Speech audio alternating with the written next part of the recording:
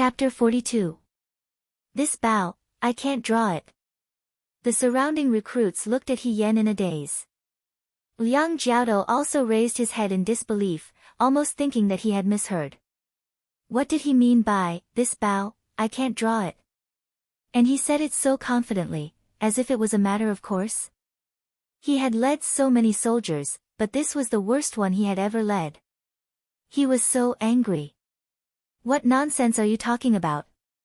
Wang Ba also didn't expect He Yan to be so honest. He thought that He Yan naturally had some special skills when he acted so arrogantly that day.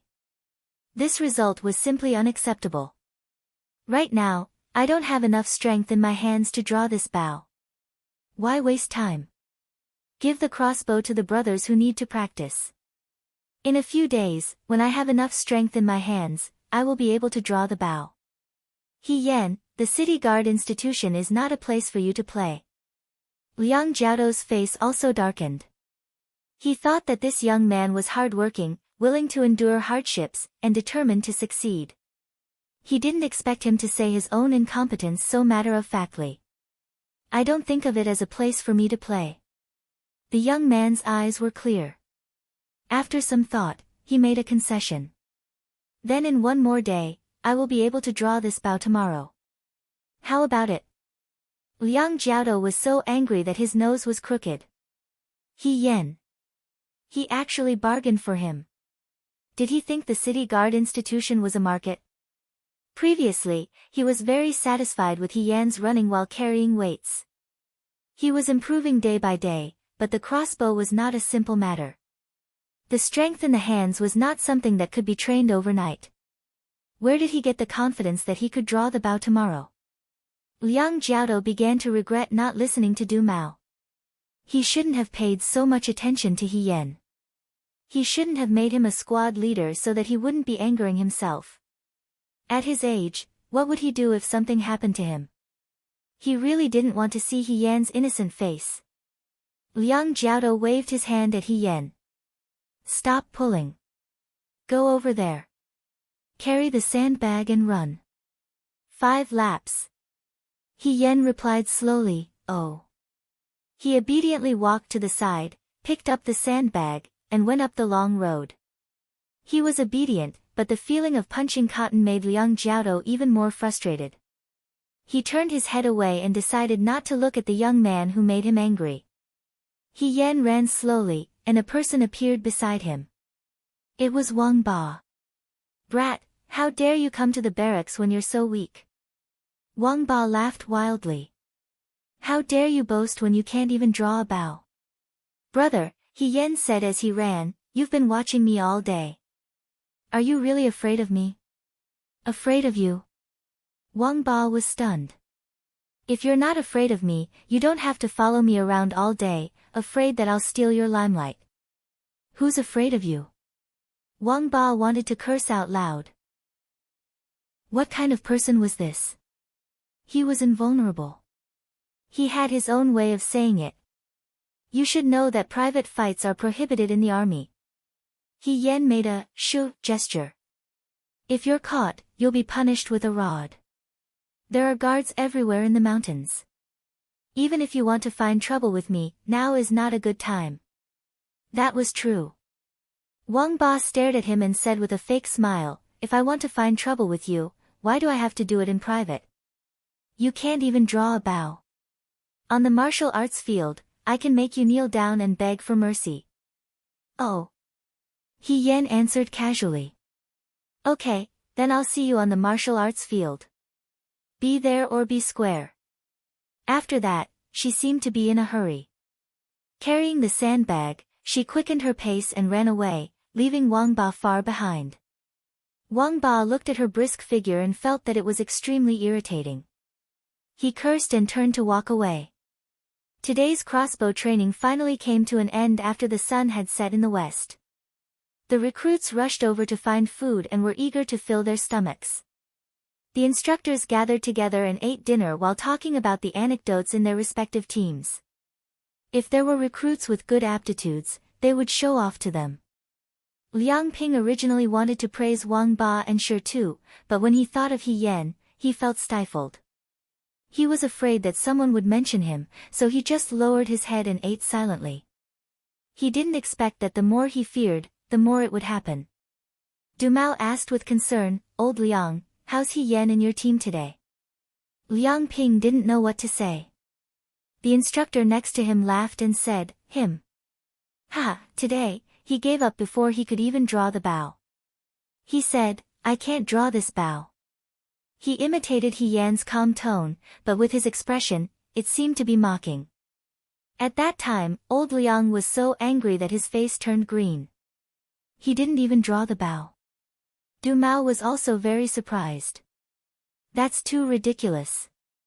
That kid doesn't look like someone who can stay in the military camp. You don't know, but he said that he would be able to draw the bow tomorrow if he gave him one day. I was wondering where old Liang found such a treasure. I really doubt him. The instructor who spoke pointed to his head. There's a problem here. As they were talking, someone came in. The instructors turned around and saw Xiao Zhu and Qing Lisu walking in. Everyone immediately put down their bowls and chopsticks, stood up and saluted. Commander-in-Chief, young Master Cheng. I heard you guys talking from afar. What are you guys laughing about? Qing Lisu asked with a smile. This young man was used to looking happy. He had been eating and drinking in the Liang province guards these past few days, enjoying himself. Although they didn't know why this young master who lived in luxury in the capital didn't stay at home and enjoy life, but came to the Liang province guards, since he was brought here by Xiao Zhu, they had to give him some face and didn't dare to slight him. It was the same instructor who had mocked Liang Ping at the beginning who spoke first. We were talking about the training of the new recruits today. Old Liang has a new recruit who can't even draw the bow, and he said that he would be able to draw it tomorrow. Young Master Cheng, don't you think that's funny? Huh, he can't even draw the bow. Doesn't that mean he's worse than me? Qing Lisu was shocked. He was already the weakest of the young masters in both civil and military matters, but he could still draw the bow. He didn't expect to meet someone who was weaker than him here. He immediately became interested. He turned to look at Xiao Zhu. Uncle, did you hear that? At least in the Liang province guards, I'm not the worst. Xiao Zhu glanced at him, as if he didn't want to pay attention to him. Qing Lisu was given the cold shoulder, but he didn't get angry.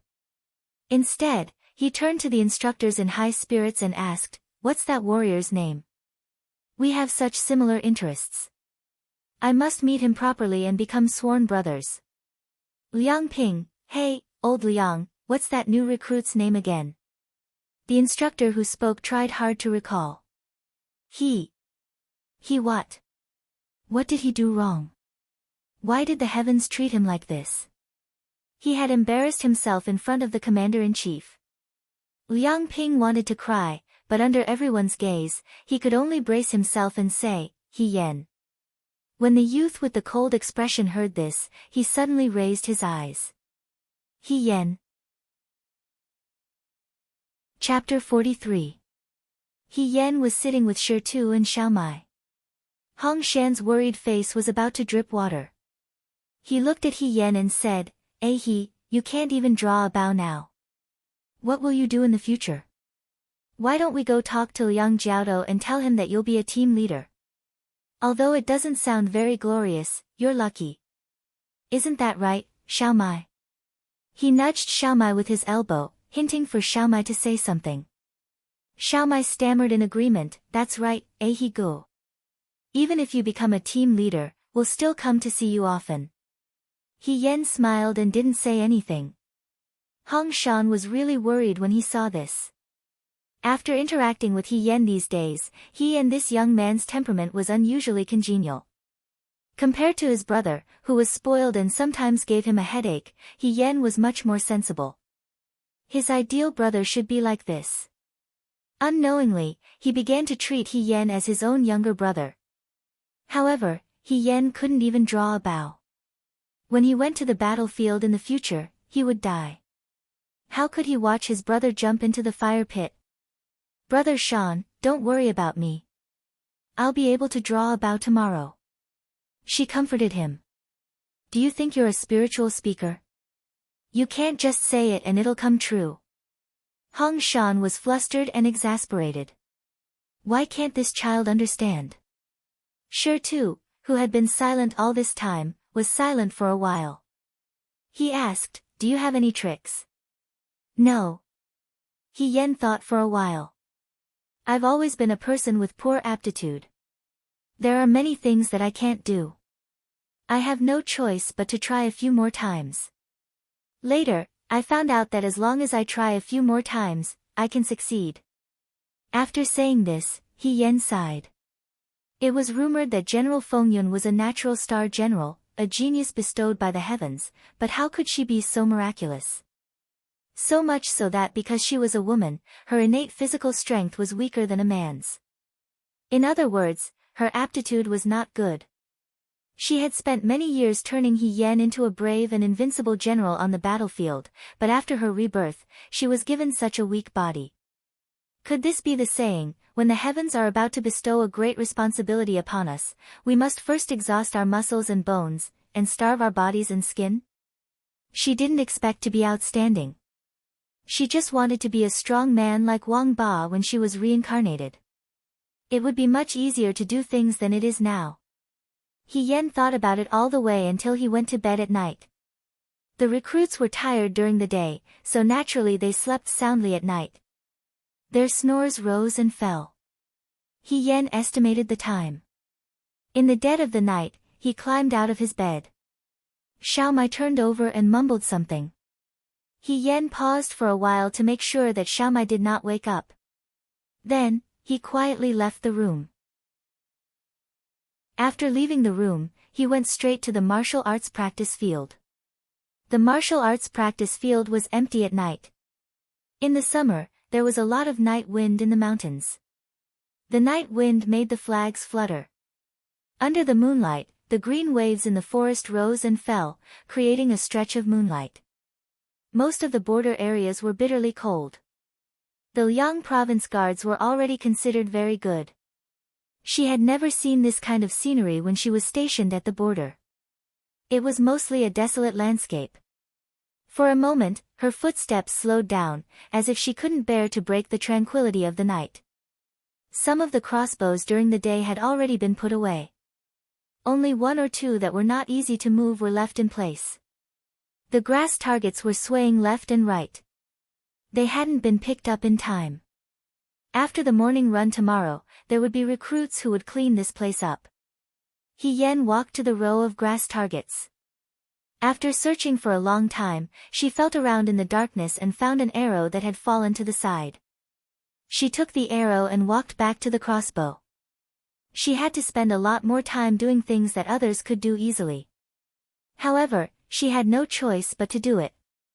If she didn't do it, she would have to do it for the rest of her life. She tried to draw the bow. The bow was very heavy. She could only draw it a little. If she looked at it with her eyes, it really wasn't obvious. He Yen put down the bow and rubbed her wrist. After a while, she tried to draw the bow again. Just like before, she only drew it a little. She tried this 5 or 6 times and finally got better. This time, she drew the bow better than before. At least she could see that it was drawn. He Yen breathed a sigh of relief. In fact, she didn't have much confidence in what she said to Liang Jiaodo during the day. It was because Lady He hadn't even mentioned a heavy object in the past 10 years. When she first came to the He family, she only cut a piece of firewood and her hand was cut. Drawing the bow was really a bit difficult for Lady He.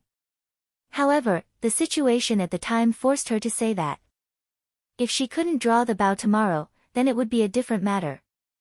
At worst, she could just act shamelessly in front of the instructor and try a few more times. When it comes to matters in the world, those who put in the effort will always have better results than those who didn't. She didn't have any talent. The only thing she had was this hard work. However, in this world, there was something that couldn't be obtained even if one worked hard for a lifetime. That was the human heart. She sacrificed herself for the He family and gave all her love for Su Zhiheng. She had already worked so hard, but it was still fruitless. He Yan's eyes drooped. She put her fingers on the bow and shot an arrow. This arrow seemed to want to vent all her pain. It made a whistling sound in the dark night as it flew towards the grass target in the dark. The arrow did not land on the target. It fell to the ground halfway. Her strength was still too weak. She could barely pull the bow and shoot the arrow, but that was all she could do. She couldn't vent her pain incisively and vividly every time. He Yan smiled and got up to pick up the arrow. She had just walked to the side of the arrow when she suddenly sensed something. She raised her head. About 10 steps away from her, there was a pair of brocade boots. The boots were embroidered with a dark golden pattern. It flashed a magnificent color in the dark night. There was someone here. She was so focused on archery that she didn't notice it. He Yan straightened up and walked forward a few steps. Thus, the person standing in the dark night was completely revealed. It was actually Xiao Ju. The martial arts practice field was so big that it was only illuminated by the moonlight.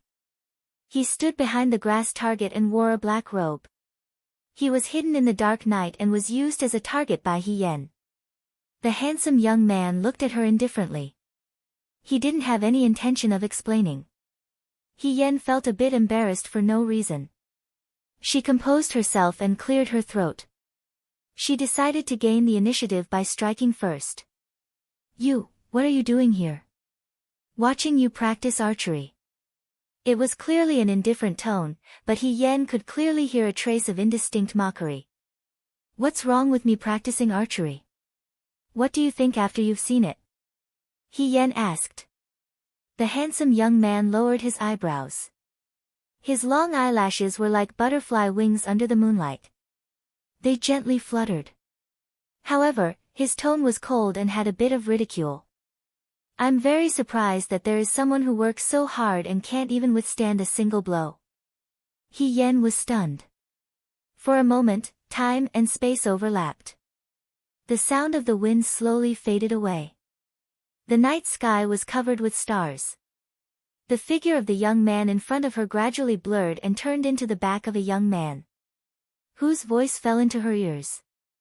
It had a familiar mocking tone. "I didn't expect that there would be someone who works so hard. What a weakling."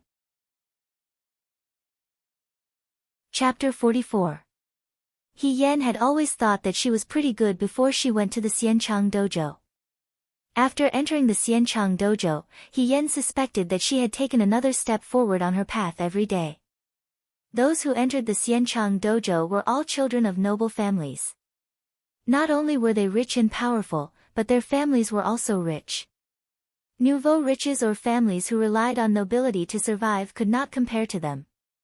He Yuanliang would not have been able to get He Yan in through the back door if he did not maintain a personal relationship with the teacher.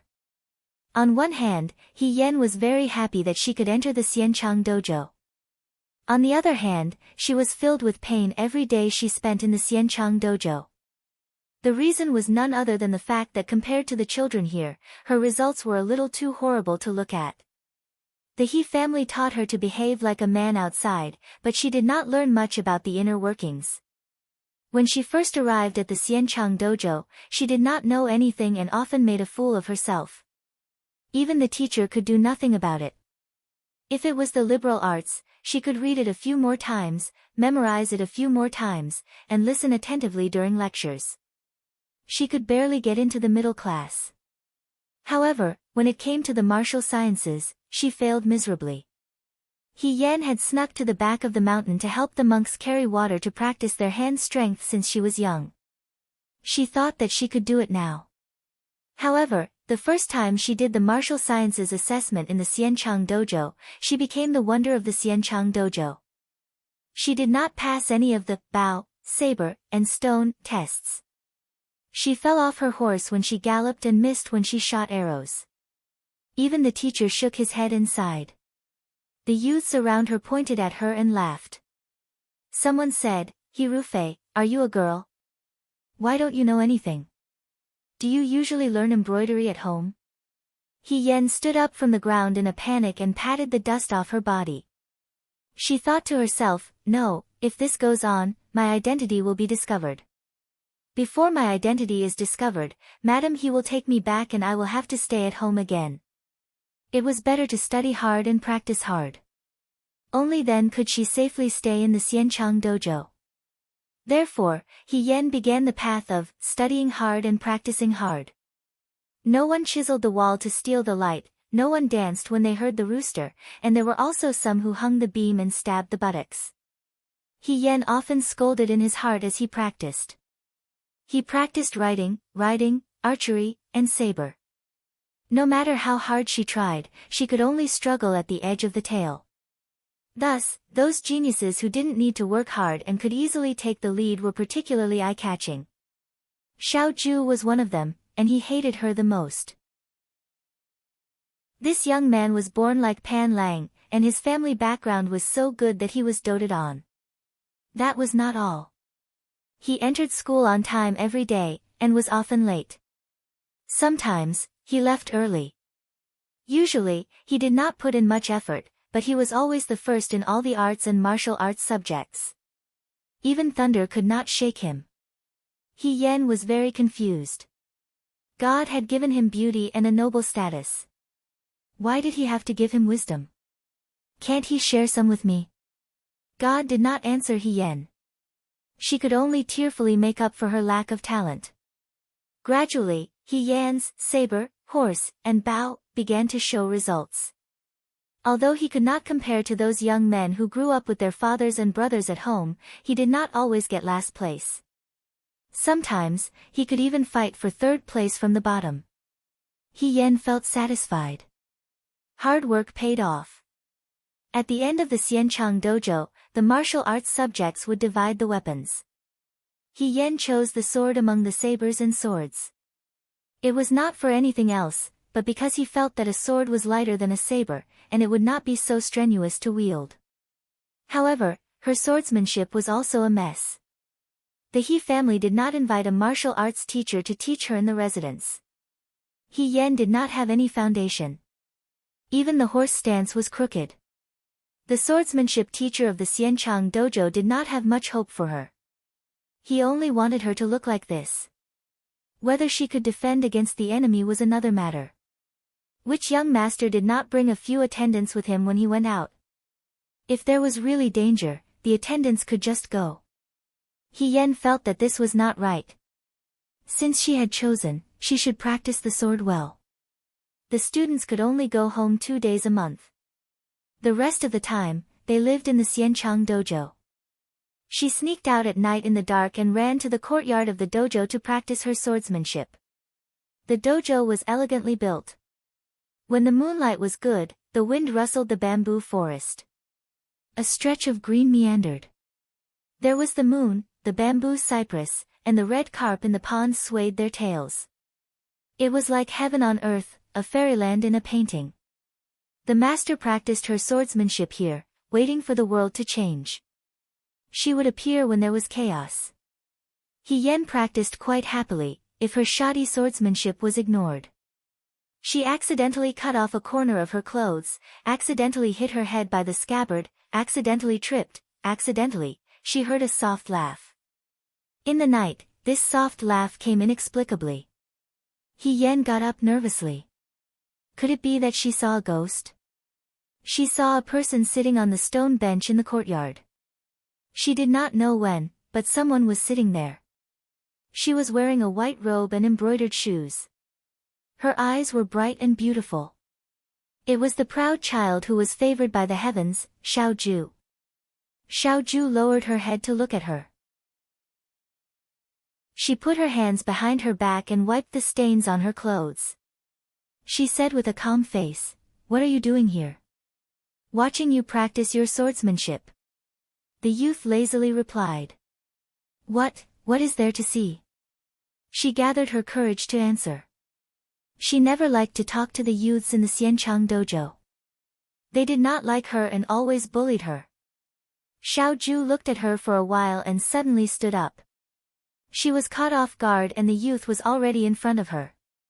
She was a girl and was not as tall as a boy. She could only reach the youth's chest. She raised her head and could see the other party's clear jawline and beautiful eyes that were as gentle and cold as autumn water. I was just surprised. The youth lightly hooked his lips. He was born handsome and beautiful. When he smiled, the cool night in the courtyard paled in comparison. It was more moving than the moonlight. However, the words he spat out were filled with mockery. There is actually someone who works so hard and is still a weakling. He Yen, she pushed Xiaoju away, picked up her sword and ran away. She was angry. The heavens were fair. They gave this youth beauty and talent, but they did not give him a good heart. This person was too annoying. After that, He Yen still sneaked into the courtyard every night to practice her swordsmanship. Her thinking was simple. Hard work could make up for one's lack of talent. Hard work was always better than not working hard. However, what made her angry was that from that day onwards, Xiaoju also followed her out every night. When she practiced her swordsmanship, he would sit on the stone bench and read and drink tea by the candlelight. She fell until her nose was bruised and her face was swollen. Several pieces of her clothes were torn. He was like the moon and the breeze. His posture was elegant as he calmly watched her make a fool of herself. She still worked hard to maintain her sprint from the last to the third from the last. He did it effortlessly and was the best at everything. The hard work was still hard, the easy work was still easy. Spring passed and autumn came. Winter came and summer came. The youth had grown into a young man. The girl had changed her face. The white clouds changed. The sea turned into mulberry fields. The only thing that did not change was the night in the Xianchang dojo and the crescent moon in the backyard. Chapter 45. The night sky was like ink in a painting, and the stars were like embellishments. The sound of the wind was poetic. A handsome man with beautiful eyebrows and a young boy who was looking at him seriously. It was a beautiful scene. He Yen was silent. Xiaoju opened his mouth and said faintly, "You're He Yen." He Yen was shocked and blurted out, "I'm already so famous." In the military camp, she did not think that she was outstanding enough to attract the attention of the commander-in-chief. How did Xiaoju know about her now? Xiaoju sneered, "You're running while carrying weights, and you can't fire your crossbow." He looked down at the top of He Yan's head and said casually, "And you're so short. I can't think of anyone else in the military camp." He Yan was speechless. "And you're so short." For a moment, she seemed to have returned to the time when she first met Xiaoju in the Xianchang gymnasium. Xiaoju's evaluation of her was that she was stupid and short. She did not expect that Xiaoju would still give her such an evaluation after she changed her body. He was still the same as before. He was so arrogant and unreasonable. Looking at him like this, he did not have the coldness of a young man. He was just like the young boy in her impression who was so outstanding that he was almost mean. He Yen naturally felt wronged. To be honest, with her height, she really couldn't be called short among women. It was just that in the military camp where there were burly men everywhere, she looked as weak as a chicken. But she could not be blamed. When she was He Yen, she was a little taller than she was now.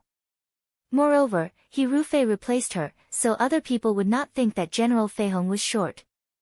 But now, she could not stuff cushions in her shoes to make herself look taller. As she was thinking, Xiaoju suddenly took a step closer to her. The distance between them was a little too close. He Yen was stunned. The shape of his eyes was extremely beautiful, clear and gentle. When he lowered his eyes to look at her, it gave her the illusion that she was looking at a lover. His skin was also very white, even more sparkling and translucent than Lady He's skin, which made his brows look even more picturesque. His fine black hair was tied up and draped over his shoulders, making him look cool. There was a faint scent of moon qilin, which made people want to touch him. He Yen thought that if the fairy who came riding on the deer saw this person, she would be so embarrassed that she would turn around and leave. No wonder so many women in the capital dreamed of this noble man. They would never get tired of looking at his face for the rest of their lives. "What are you thinking about?" he asked indifferently. I'm thinking about what I can eat to be as good-looking as you, He Yan replied. His movements stiffened, and he no longer pressed closer. As if he had verified something, he shifted his gaze and said, boring. He actually did not scold her. He Yan was surprised. She thought that Xiao Ju was going to use the military order to scold her. But on second thought, she understood. Xiao Ju had not revealed his identity yet.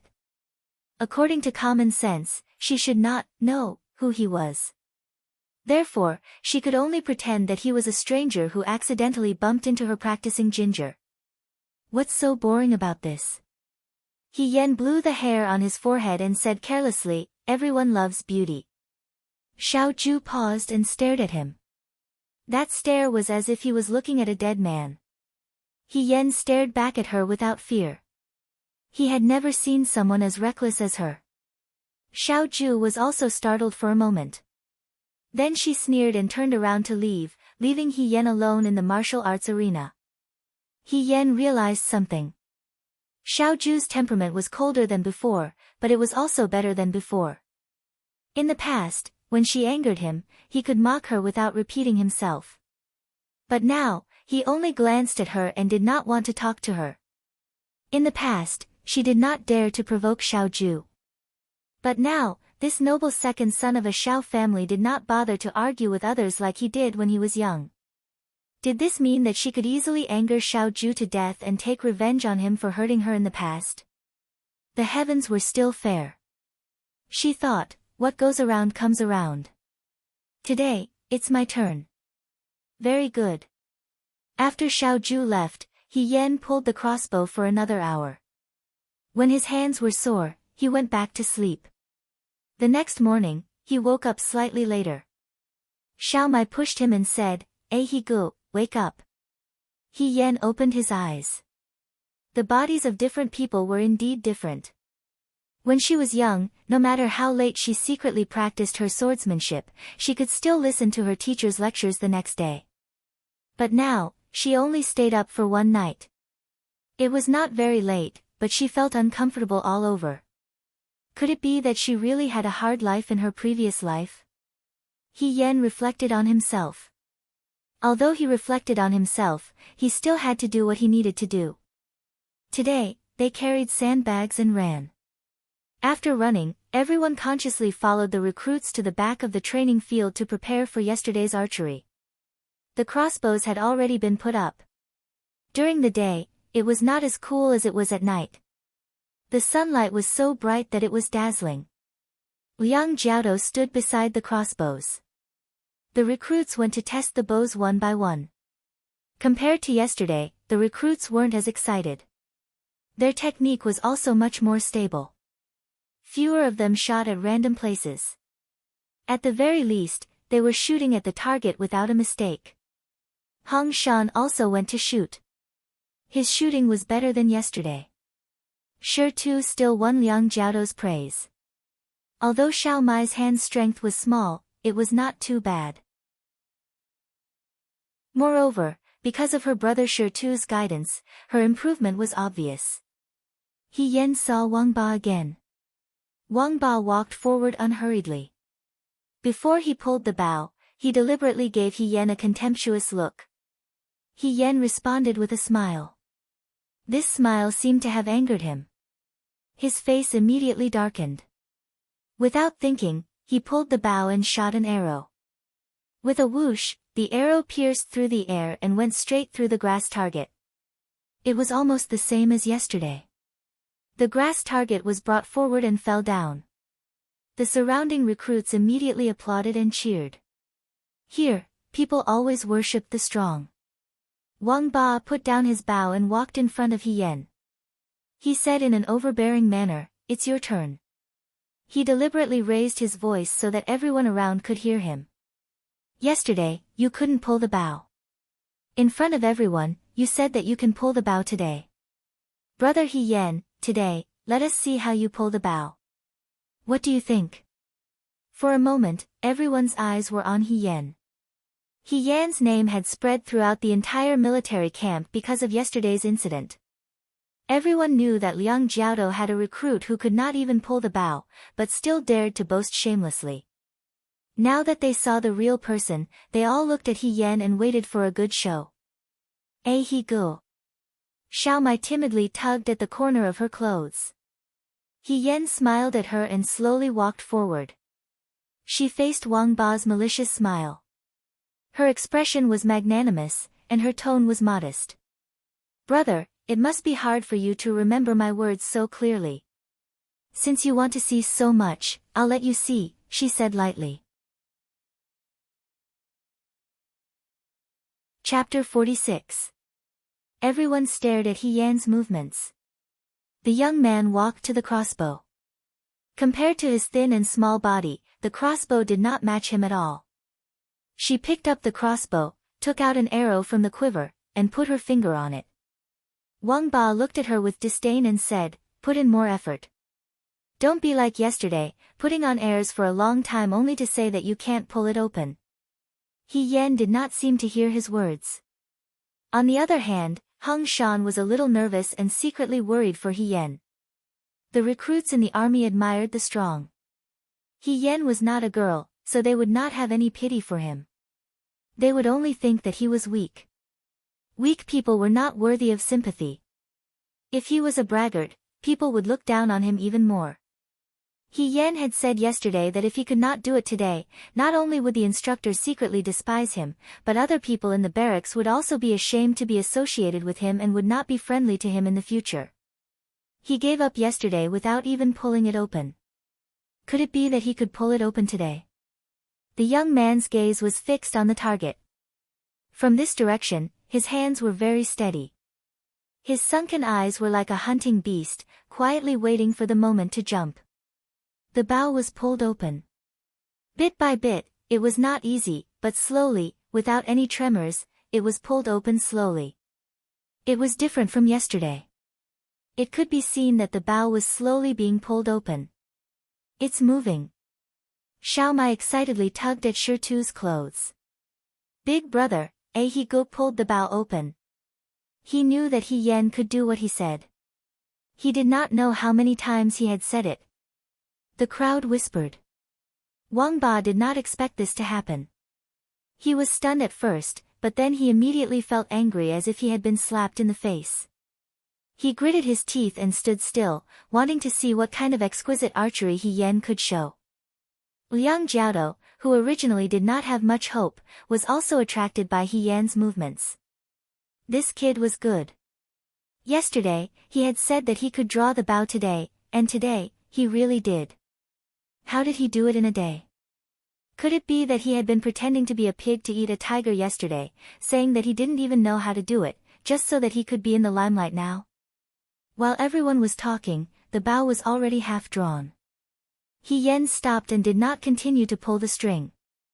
This was already her limit. She loosened her grip and the arrow flew steadily towards the target. Everyone stared at the tail feather of the arrow. The arrow flew in the direction of the target, but before it reached the target, it fell powerlessly to the ground. There was a sigh of regret from the crowd, as if the arrow should have undoubtedly hit the center of the target. He Yan withdrew his hand. Xiao Mai was the first to jump out. He ran to He Yan's side and said with bright eyes, He Gu, you really pulled the bow. Amazing. Hung Shan also came over and patted He Yan on the shoulder. You're really something. Although Shirtu didn't say anything, he also smiled, showing that he was very happy.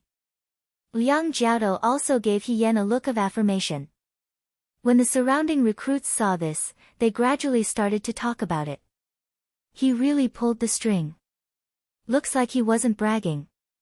It's just luck. He just happened to pull the string. Luck is also a kind of strength. Plus, he did what he said. That's not bad. Wang Ba was a little confused. He came to see He Yan make a fool of himself, but in the end, it seemed like He Yan was the one who was in the limelight. He looked at the target that fell in the middle. He Yan didn't hit the target at all. He didn't even touch the edge of the target. If it was someone else, it would be a very bad result. Why was it that when it came to him, it was just short of applauding and celebrating? Did he make a mistake? Wang Ba was unconvinced. Isn't it just pulling the bow? Ask around in the barracks, how many people pulled the bow? I'm afraid everyone except you.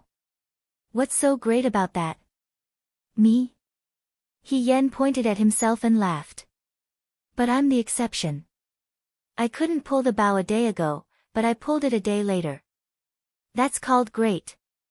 Her eyebrows were curved, and she laughed happily. When Wang Ba saw this smile, he was so angry that his heart turned upside down. He said, I'm not convinced. What are you not convinced about? He Yen asked.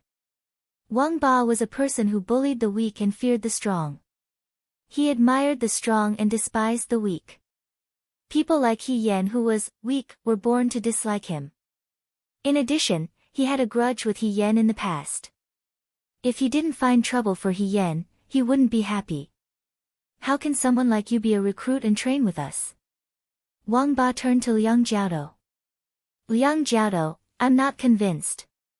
Liang Jiaodo looked at them calmly and didn't have any intention of interrupting. He was an instructor, not their superior. After this batch of recruits finished training here, they might be stationed in the Liangzhou Guards, or they might follow Xiaoju to other places. In the end, they wouldn't be his people. His responsibility was to teach them basic skills and pick out some good seedlings. In the end, it was the general's job to organize the troops. Was he going to lose Wang Ba, who was very talented in the bow and arrow, for He Yen, who didn't look particularly outstanding? You don't have to make things difficult for Liang Jiaodo. He Yen glanced at Liang Ping and knew what he was thinking. The instructor here was very cunning. He would definitely weigh the pros and cons at this time. She looked at Wang Ba. Tell me what you want. Wang Ba laughed sinisterly. You'll be the head soldier. No. He Yen rejected without thinking. Why should I? Why should I? Wang Ba said. Because you couldn't draw the bow yesterday and shot so badly today. Your friend actually cheered for you. Don't tell me that when you go to the battlefield in the future, the Wei's soldiers will be like you, using the bow and arrows so badly that they can't even kill a single enemy. Do they still need people to cheer for them? What kind of army is this? Wow, He Yen couldn't help but applaud Wang Ba in her heart. She even said that the mountain bandits were not literate. Now, it seemed that she was smart. Her words were so dignified. When she first entered the military camp, she was not so good at talking. She was indeed the head of the mountain. If she did not know how to bluff, how could she be the boss? Fortunately, she had been in the army camp for so many years and had seen such a scene before. Not bad, you're right. The youth brushed away a lock of hair that had fallen on her forehead. She paused for a moment before saying, however, you also saw that I couldn't draw the bow yesterday, but I can draw it today. You hit the target yesterday, and you still hit it today. Everyone looked at her. They didn't understand what she meant. I'm getting stronger day by day, but you're just getting stronger day by day. In that case, I'll be able to hit that grass target 10 days later. What about you? You'll still only be able to hit this grass target. 10 days later, I will definitely beat you, she said word by word. Chapter 47. 10 days from now, I will definitely defeat you. The young man's voice was powerful and resonant. The sunlight shone on his eyes, making them look like sparkling gems. For a moment, Wang Ba actually doubted himself. The next moment, he was shocked by his momentary doubt. He secretly cursed himself for being scared by a brat who was still wet behind the ears. He had lived for more than half his life. How could he lose to a weak brat? Ignorant brat. His mouth was too big. He thought too highly of himself. He coldly snorted and said, He Yen, do you know what you are saying right now? Do you want me to repeat it? The young man smiled and said, since your ears are bad, I will repeat it again. 10 days from now, I will definitely defeat you. You. Wang Ba clenched his fists. He must be crazy. Hong Shan muttered. Wang Ba's archery skills were obvious to everyone. He Yan might have improved a little compared to yesterday, but, to be able to hit the target in one shot was not something that could be achieved in 10 days. It was understandable for a young man to say harsh words in a fit of anger. However, if he went too far, what would he do if he was embarrassed in the future? If you can't defeat me 10 days from now, what will you do? Wang Ba gritted his teeth and said. He decided not to argue with this young man. He Yan was too thick-skinned. If you mocked him, he would ignore it. If I can't defeat you, I will be the team leader, He Yan answered readily. But if you can't defeat me, I will be the team leader. Wang Ba said loudly. I didn't say that. He Yan shook his head. Even if I want you to be the team leader, Liang Jiaotou will not agree. She looked at Liang Ping meaningfully. Liang Ping, who was calculating in his heart, was speechless. How strange. How did this brat know what he was thinking? With Wang Ba's talent, the head instructor will kill him if he becomes the team leader. Then tell me. Wang Ba said impatiently. He Yan's mind suddenly flashed back to the time when he was young in the Xian Chang dojo, where the youngsters loved to play games together. Xiao Ju, as the number one in the Xian Chang dojo, had been pestered and challenged by many people when he was young. What did he say at that time? She remembered that the youth was sitting behind the rockery in the academy, taking a nap. When he was woken up by someone, he sat up in annoyance and lazily said to his classmate who came to challenge him, "All right, if I lose, you can do whatever you want with me." If you lose, he smirked. You'll have to call me father. As He Yan thought about it, he felt that the current situation was somewhat similar to what had happened back then. However, she could not let Wang Ba call her father. How about this? I heard that you're the head of the mountain and their boss. If I beat you, it means that my ability is above yours. You'll have to call me boss in the future. What do you think? This request was really unheard of. Everyone looked at He Yan, who was not even as tall as Wang Ba's chest and whose arms were as thin as firewood. Then, they looked at Wang Ba, who was tall and strong and whose fists were bigger than He Yan's face. They fell silent. Your ambition is really not small. Wang Ba stared at He Yan and said with a fake smile. To be honest, before I joined the army, I also thought about becoming a bandit. He Yan's face was filled with emotion. That year, when she left the He family, she carried her luggage at night and hesitated several times at the city gate. She was hesitant between two paths. One path was to directly go down south and become a bandit, and the other path was to go west and join the Fuyue army. The good thing about being a bandit was that she was free and there was no one to control her.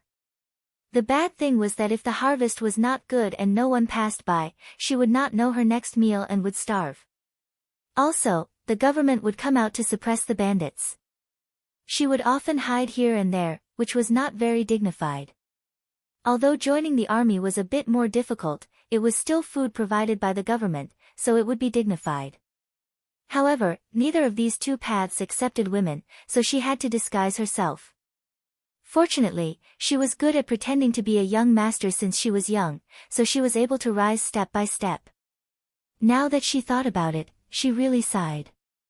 Seeing that He Yan still looked like he was reminiscing about the past, Wang Ba was even more angry. This kid now looked like he was only 15 or 16 years old. Why was he acting like he was an old man? Reminiscing about the past? Did he have a past to reminisce about? Okay. He tried hard to control his anger and not let himself chop off the kid's head. He squeezed out a few words from between his teeth. If you want to be the boss, then let's see if you have the ability. Okay. He Yan cupped his hands toward the surrounding recruits. I'll have to trouble everyone to be the witnesses of the bet. Since it's like this, we'll see the results here in 10 days. I wish myself good luck. She snapped her fingers and looked at ease. It was unknown whether she was confident or had a unique skill in her hands. She looked as if she was sure that she would win. Wang Ba left angrily. Xiao Mai and Hong Shan rushed up and surrounded He Yan.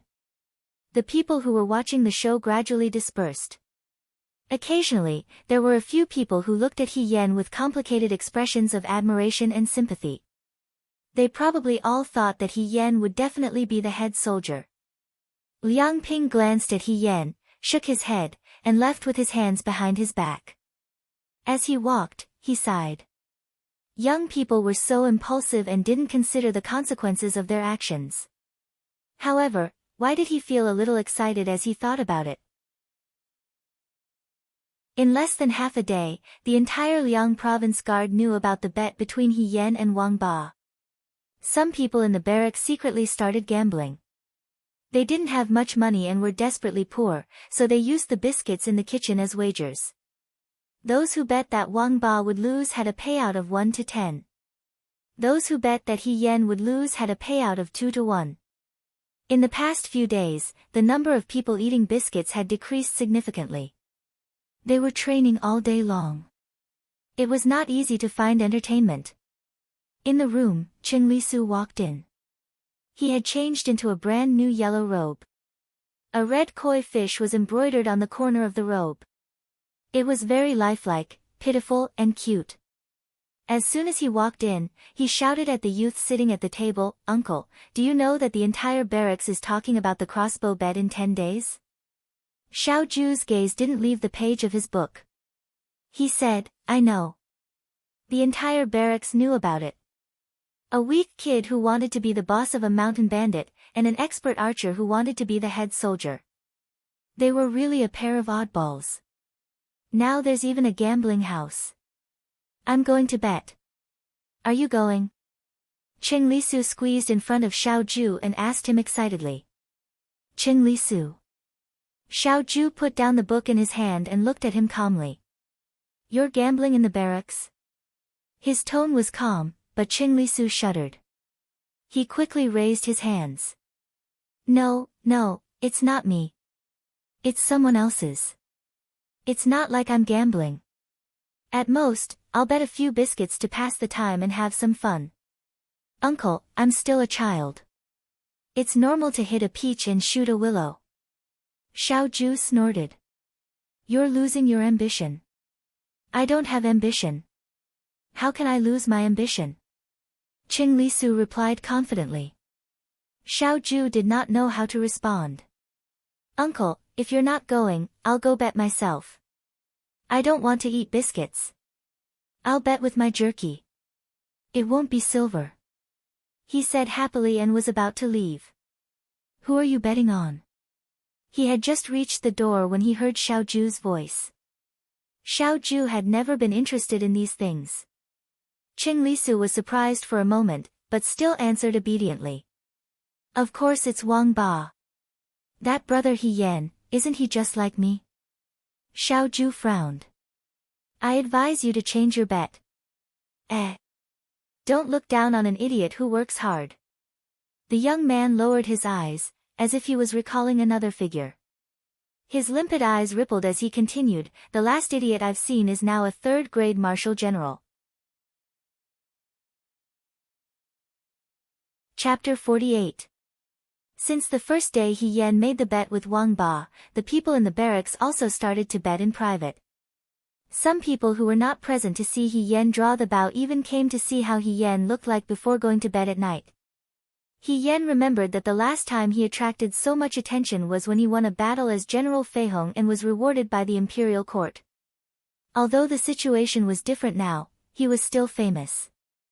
Those people are too much. Xiao Mai came back from outside and said unhappily, I heard that the number of people who bet that Ahigu will win can be counted on one hand. They are so sure that Ahigu will not win.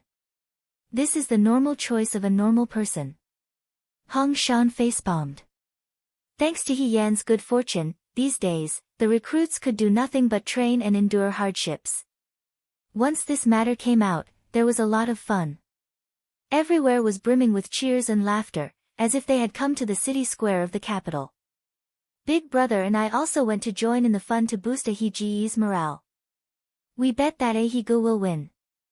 Xiao Mai looked at He Yan and said fawningly, He Gu, aren't we very loyal? Before He Yan could say anything, Hong Shan asked first, how many biscuits did you bet? Big brother and I each bet 1 biscuit. 1 biscuit. Hong Shan deliberately dragged his voice. Then how many biscuits did you bet on Wang Ba? 10. Xiao Mai answered without thinking. When he came back to his senses and met He Yan's gaze, he blushed and stammered, No, we wanted to win more biscuits and share them with everyone. If a He Gu loses, we can't lose both the biscuits and the money. It's good to fill our stomachs. His voice became softer and softer. In the end, he did not dare to speak and looked at He Yan pitifully. He Yan was very surprised. Where did you get 10 biscuits? Even if they saved 1 biscuit every day, they could not save so much. On credit, He Yan was very surprised that he could even buy on credit. He thought that this was actually a big gamble, and not just a small one. She said earnestly to Xiao Mai, you'd better quickly withdraw from Wang Ba's bet. 10 biscuits. Are you planning to starve for 10 days? Can you survive that? Hong Shan had a headache. Be reasonable. Now is not the time to be angry. He Yan. What can I say to make you believe that I'm not acting out of spite? He refused to believe it. The other 3 almost had this sentence written on their faces. He Yan had no choice but to stand up and say, then I'll go out and practice first. He left the room. Sigh. Mai sighed with melancholy. Sigh. Hong Shan sighed gloomily. Stone silently looked at the 2 of them. He didn't say anything inside as well. The atmosphere in the room was gloomy. The bet with Wang Ba was only the beginning of He Yan's fame. These days, He Yan's name could be heard everywhere. Did you hear? That new recruit under Liang Jiaotou called He Yan is crazy. I know. The one who bet with Wang Ba 10 days later. Wasn't he crazy when he made the bet? He's even crazier now. Instead of practicing his crossbow during the day, he's actually throwing stone dumbbells. He's not even shooting anymore. Then he might indeed be crazy. He Yan was throwing stone dumbbells in the open space. When everyone practiced their crossbow during the day, many people surrounded and watched her. She simply stopped practicing. She borrowed a big stone dumbbells from the instructor and threw them for fun. She had to increase her strength. In order to maximize the power of the crossbow, she needed to have enough strength to fully draw the bow. What she lacked the most now was strength. Stone weights were the best tool for training strength. Previously, when she was in the military camp, she had a strong man who was originally a street performer. He had learned stone weights from a young age and was able to play with them until he was very good at it. The stone dumbbells could fly up and down her body. She could do anything she wanted, such as catching lotus leaves, fanning the beam, chopping somersaults, covering the top of her head with snowflakes, taking off her robe, and so on. This strong man was also good at archery. Not only was his aim good, but other people couldn't fully draw the bow like him. He could fully utilize the power of the crossbow. He Yan used to throw with him to train her arm strength. The 2 of them threw and dodged each other. She trained her arm strength, wrist strength, hand strength, and waist strength. Now that there was no one to throw with her, she just wanted to train her arm strength and fully draw the bow. Practicing stone dumbbells increased her strength much faster than drawing the bow. He Yan threw stone dumbbells during the day. At night, she sneaked to the practice field after everyone was asleep. Fortunately, there were 1 or 2 bows left in the practice field every day for her to practice in secret. What was even more fortunate was that ever since she saw Xiao Ju last time, she didn't see Xiao Ju again at night. Although she wasn't afraid of meeting Xiao Ju, she always felt embarrassed when a Xiao Ju saw her secretly practicing at night.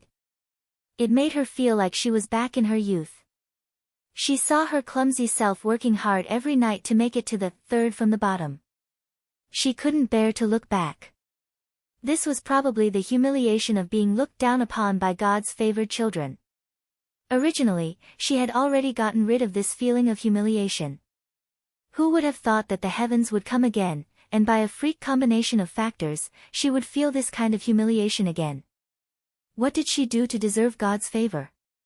She practiced every day, and the people she couldn't understand the most were the people around her. Hung Shan said hesitantly. No matter how good you are at drawing the bow, if your aim isn't good, there's no way you can beat Wang Ba. Yeah, I've been watching Wang Ba for you every day. He can always hit the center of the target. He almost never misses, Xiao Mai said. Wang Ba is a good archer, He Yan said.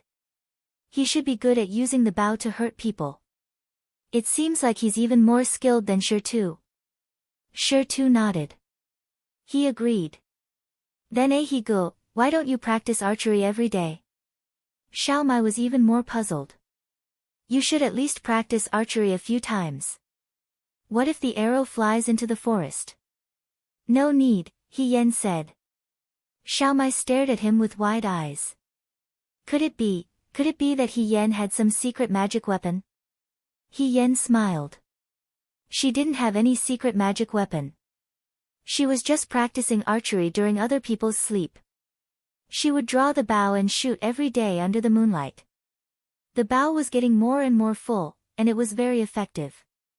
As for her accuracy, it didn't deteriorate. It was really a blessing in disguise. I'm not very talented.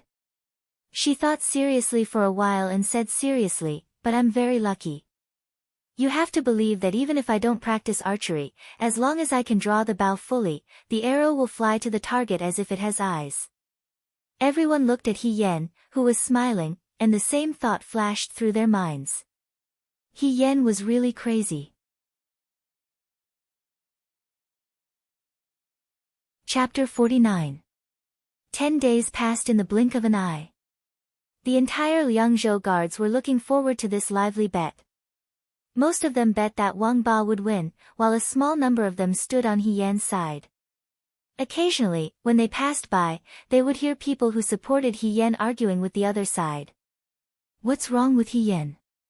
He knows he can't do it, but he still does it. He's a real man. He Yan, who accidentally overheard them, however, no matter what they said, the bets were the best way to tell the people's hearts. There were only 3 biscuits that were bet on He Yan's victory. Xiao Mai, Shi Tu, and Hung Shan each had 1 biscuit. Other than that, what made He Yan surprised was that there was an unknown person who actually bet 10 pieces of beef jerky on He Yan. Who's so generous? Xiao Mai thought hard. He must be very rich to bet so much on He Gu. Not only is he rich, but he also has a good eye. He Yan thought that there was finally a smart person in the military camp. Hong Shan glanced at He Yan. Unfortunately, his brain is damaged. Brother Shan, you can't say that. This person must admire He Gu a lot, so he secretly supported He Gu. If I had so much meat jerky, I would also bet on He Gu. Okay, small bets are fun, but big bets are bad for your health. Don't be so serious. He Yan took a sip of water from his water bottle and stood up. We're going to the martial arts arena later. Let's get up and stretch our muscles. Shi Tu asked her, can you really do it? His eyes were full of doubt. I told you, I'm always lucky. He Yan smiled. When they arrived at the martial arts arena, they found that Liang Jiaodo was already surrounded by many people. When they saw He Yan, someone shouted, He Yan is here. Instantly, a large group of people rushed over. Where is he? Where is he? He didn't run away. He's really here. Quick, have you prepared the biscuits?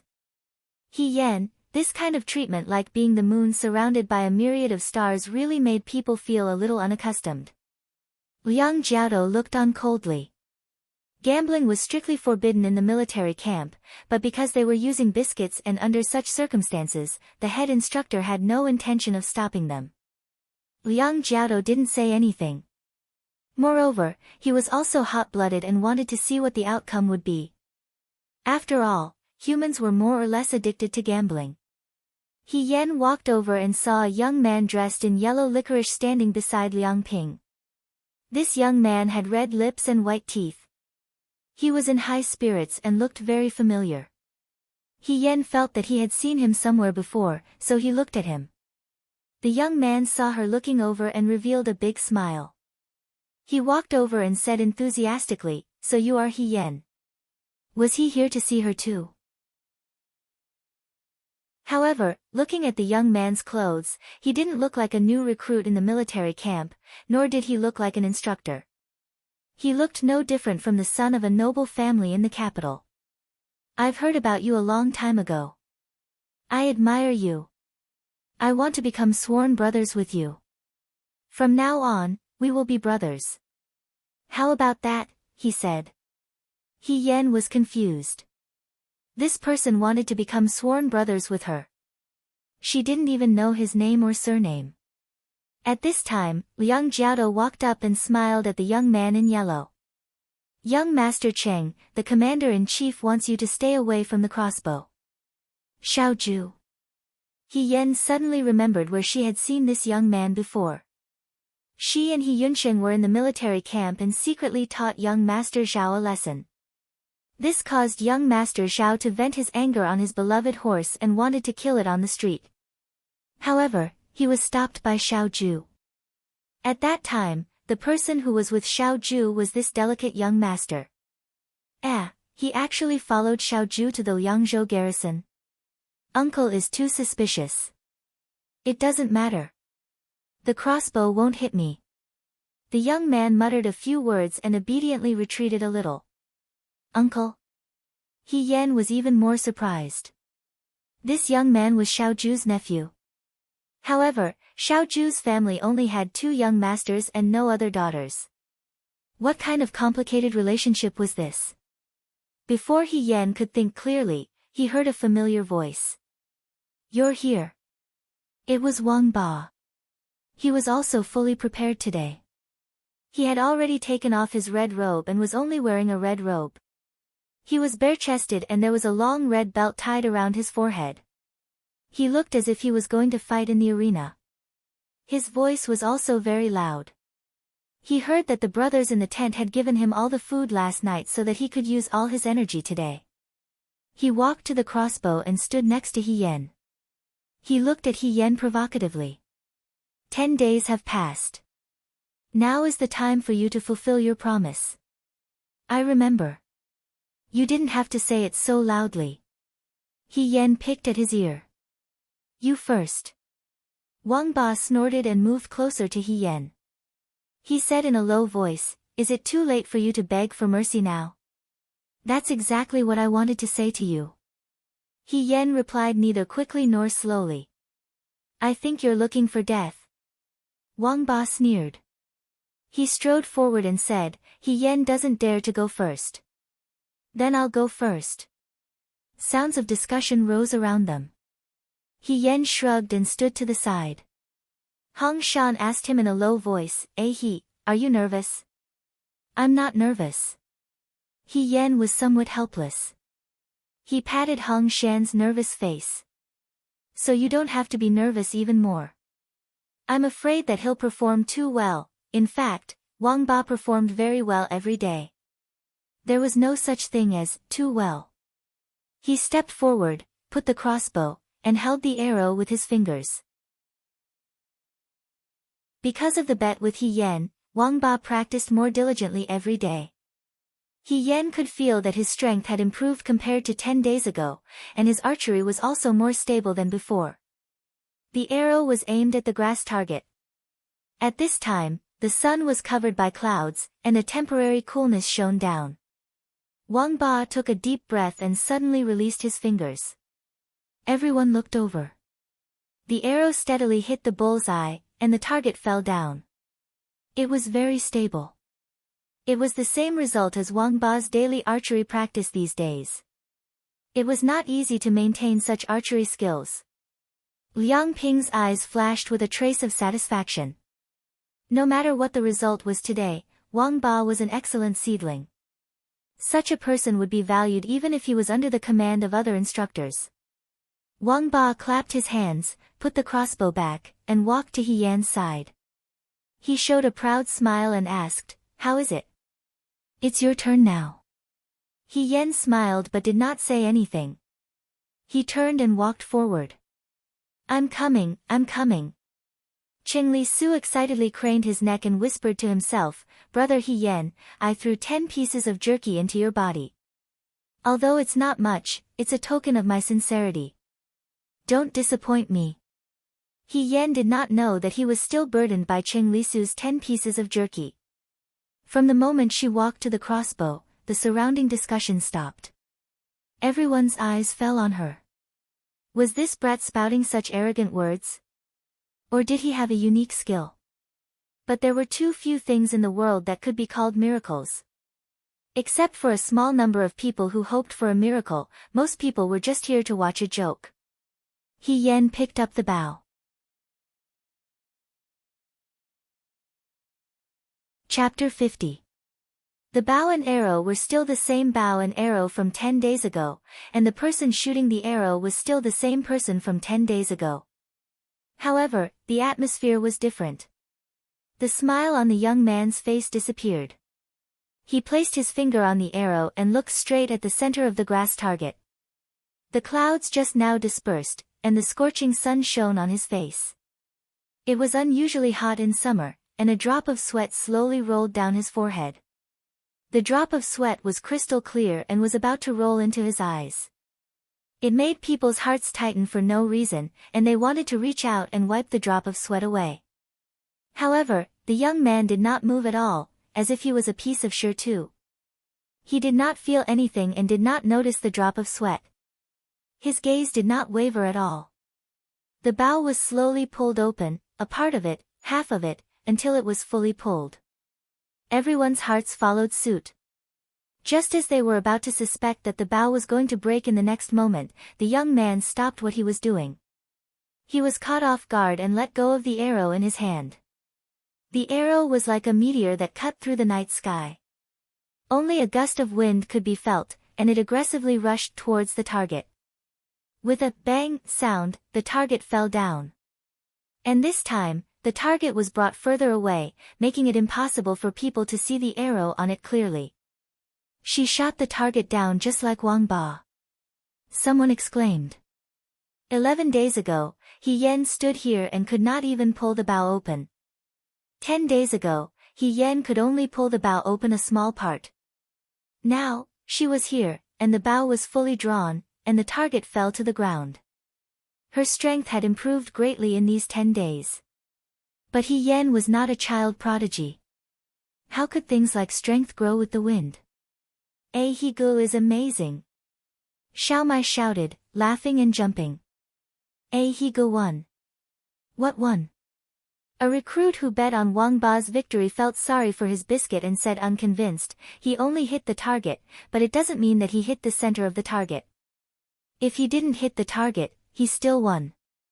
When he said this, everyone remembered that they weren't watching He Yan's performance of drawing the bow as far as he could draw the bow. It was probably because she was too thin and weak in the past that she couldn't even pull him apart. Now that she was surprised by the growth of He Yan's arm strength, she even forgot to check her aim. I'll go take a look. Someone volunteered to run to the target. Wang Ba looked at He Yan. The young man was standing under the scorching sun, his lips full of smiles. It was this same smile again. He had been like this ever since he met him. He didn't seem to be worried at all. He was always so confident and disgusting. But Wang Ba looked at his own hand. Why was he also wavering? He was an orphan without parents. When he was young, he was taken away by a wolf. When someone rescued him from the wolf's den, he was still lying on the mother wolf's body and drinking its milk. He had been a bandit for many years, and countless birds and beasts had died under his bow. He was able to hit the target because he had been touching a bow since he was 7 years old. It had been more than 20 years since then. This little kid was only 15 or 16 years old. Even if he had been playing with a bow since he was born, it had only been 10 years. How could he be compared to him? Moreover, 10 days ago, He Yen didn't seem to be pretending that he couldn't pull the bow. Therefore, it was impossible for him to be an expert with a bow since he was young. Thinking of this, Wang Ba calmed himself down and calmed his slightly restless heart. He Yen definitely couldn't win against him. There was no doubt about it. At this time, the person who took the initiative to look for the target had already run to the target. He lowered his head to look at the target and didn't answer for a long time. Then, he suddenly squatted down, picked up the target and ran back. The target was made of straw, so it was easy to pick it up. He quickly ran to the front and threw the target with the arrow on the ground. He shouted, "Everyone, take a look for yourselves." Wang Ba's heart suddenly thumped. Everyone looked at the straw man and saw that the center of the straw man was pierced through by an arrow. It steadily and accurately hit the bullseye. It was exactly the same as Wang Ba. Wang Ba's forehead was dripping with sweat.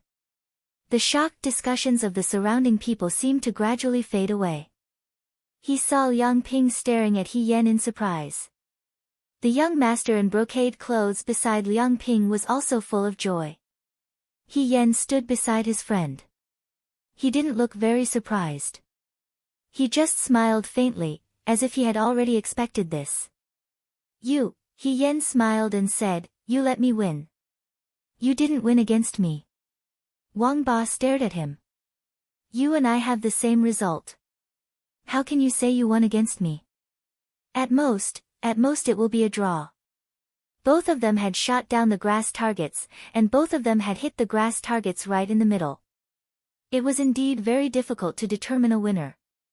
But for Wang Ba, such a result was expected. But He Yen was different. At first, he looked like a good-for-nothing.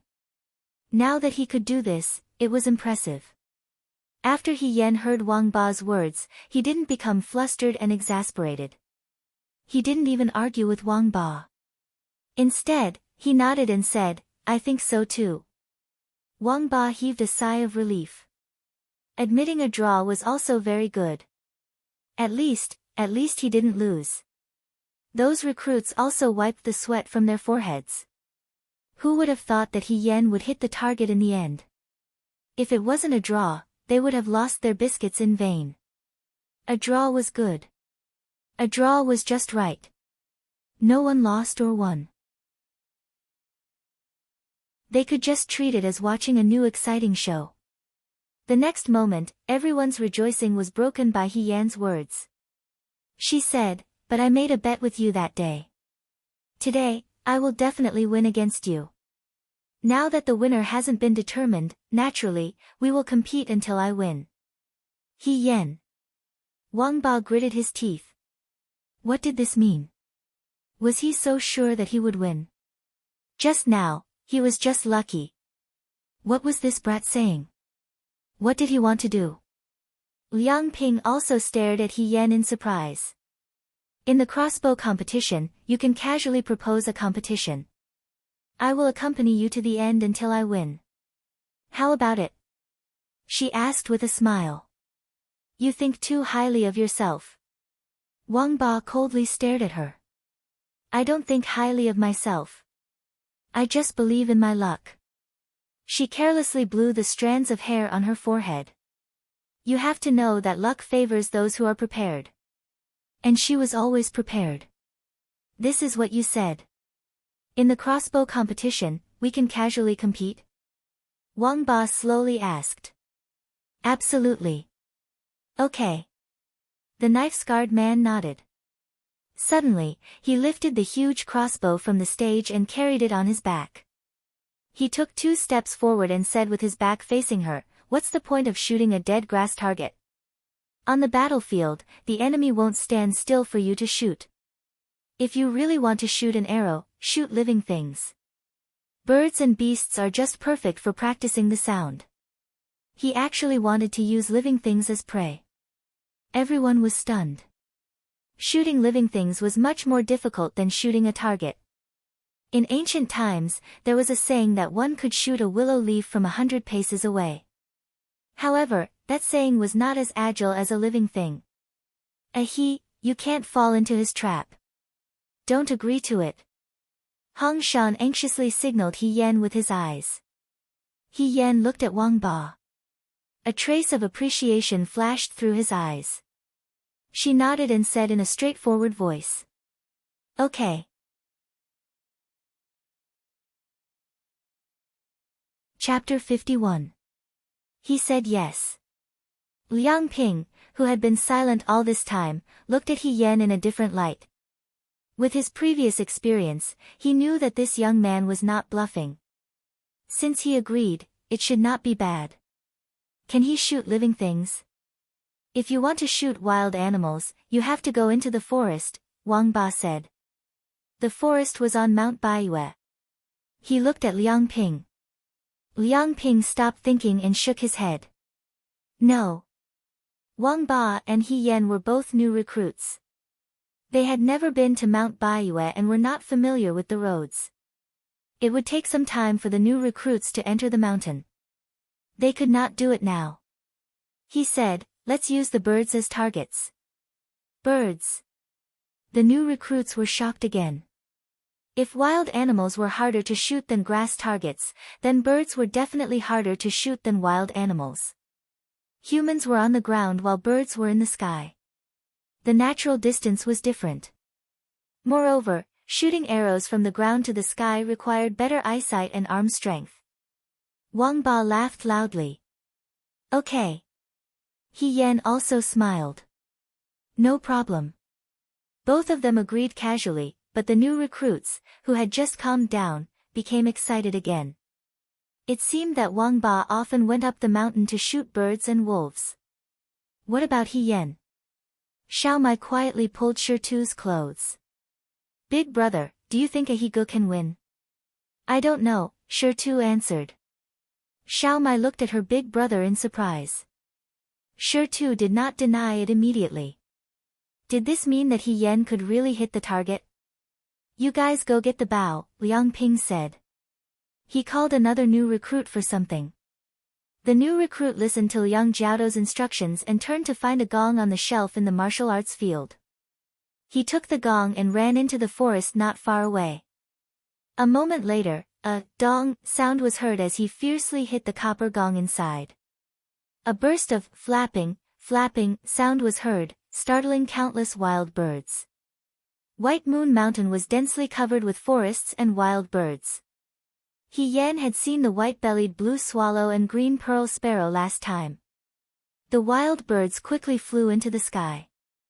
In a split second, Wang Ba immediately knocked his bow and shot an arrow. His movements were skillful, and he had a kind of relaxed determination to kill the birds in the forest. The arrow flew into the sky, and a bird that was spreading its wings in the flock seemed to have been hit by something, and fell down heavily. In the martial arts practice field, someone exclaimed, "He hit him." I hit him. The recruit picked up the arrow on the ground. There was a red squeak on the arrow. This was Wang Ba's prey. Wang Ba looked at He Yan proudly. He Yan smiled and carelessly pulled the bow to aim at the sky. Her movements were faster than Wang Ba's, so fast that it made people wonder if she was aiming at her prey. However, the arrow had already flown out. The sun was so bright that it blurred people's vision. For a moment, they were unable to determine the direction of the arrow. Shirtu looked at the sky without blinking. After a while, he said, "It hit him." Really? Hong Shan looked suspicious. Why can't I see it clearly? In a corner of the martial arts practice field, another person's voice sounded. I picked up He Yan's arrow. Here. He took the arrow and ran to Liang Ping. Here. There was a willow string hanging on the arrow. Liang Ping and Wang Ba looked at He Yan at the same time. The former was pleasantly surprised to find that the person in front of her was a treasure, while the latter was full of disbelief. How did he do it? Wang Ba held the bow in his hand tightly and said, "Again." He shouted at the recruit who rang the gong, "Continue." The recruit rang the gong a few times, and a large flock of birds immediately flew out from the forest. Wang Ba knocked several arrows in his hand at the same time, and several arrows were shot at the same time. Several arrows flew into the sky at the same time.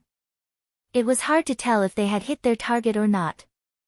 After a while, someone in the martial arts practice field shouted excitedly, "It hit him. The arrow is with me." To be able to shoot several arrows at the same time without fail, this person was 1 in 100, no, 1 in 1,000. Then what about He Yen? Everyone looked at He Yen again. He Yen smiled slightly, and copied Wang Ba's actions, knocking several arrows on the bow together. The bow was fully drawn, and the young man had a relaxed smile on his face, as if he was a young man who went to Sisui shoreline for a walk and casually played with his archery skills. She pulled the bow. The arrows also rushed into the flock of birds, and the birds dodged in a panic. Someone in the martial arts practice field shouted, "It hit him." I picked up the arrow. He took the arrow to the head instructor, and none of the arrows missed their target. "You." Wang Ba gritted his teeth, turned around, and carried the quiver on his back. "I don't believe that you'll be lucky every time." He knocked the bow and kept shooting, and actually wanted to shoot all the arrows in the quiver. There were 20 arrows in each quiver, and the colors of the arrows were different, making it easier for the recruits to distinguish them during practice. Wang Ba picked up a red arrow, and He Yen picked up a green arrow. She followed Wang Ba's example and shot arrows non-stop. For a moment, neither of them spoke. They could only hear the sound of the gong in the forest, and the startled sparrows flying in the sky. "It's so beautiful. So interesting." Qing Lisu's eyes lit up as she watched. She grabbed Liang Ping's arm and praised, "This is so much more interesting than the hunting ground in the capital. Liang Jiaodo, why are the soldiers under your command so interesting? How did you find such a talent?" Liang Ping smiled apologetically, but he was also very confused. He didn't know either. Wang Ba was already a pleasant surprise, and now He Yen was here as well. Liang Ping wondered if he was dreaming. The 20 arrows were used up in an instant. The recruits on the training ground were also very enthusiastic. They all collected the arrows that had fallen and brought them to Liang Jiaodo. 20 red arrows hit their targets, and 20 green arrows hit their targets. None of them missed their targets. Unexpectedly, there were 2 godly archers among the recruits of the Liang Province Guard who could shoot rocks and eat feathers without missing a single target. Liang Ping thought that he would probably be promoted soon. Even if he didn't, his monthly salary would probably increase. "I didn't think that He Gu would be so good." Xiao Mai was already stunned as she muttered to herself. "I didn't expect it either." Hong Shan still hadn't recovered. "If I had known, I would have bet on He Gu winning." "That's right, the bet wasn't over yet." Hong Shan's words seemed to remind everyone. A recruit suddenly shouted, This counts as a draw." Didn't He Yen and Wang Ba end up with the same result? Then how does this round count? That's right, how does this count? Wang Ba lowered his head. No one knew what he was thinking. After a moment, he raised his head, his expression uncertain. "You didn't win." "That's right." He Yen didn't deny it. She even sincerely praised him. "Your archery is too good." "I was careless." "Then let's count it as a draw." "You still didn't win against me today," Wang Ba said. At this point, he was also a bit panicked. Actually, He Yen was able to keep up with him in terms of flying. This meant that he and He Yen were on par with each other in terms of archery. He couldn't find any other way to win against He Yen. 10 days ago, I said that I would definitely win against you in 10 days. Now that victory hasn't been decided, how can we call it a draw? He Yen fanned herself with her hand. "Since you can't think of a way to compete, then I'll suggest one. How about it?"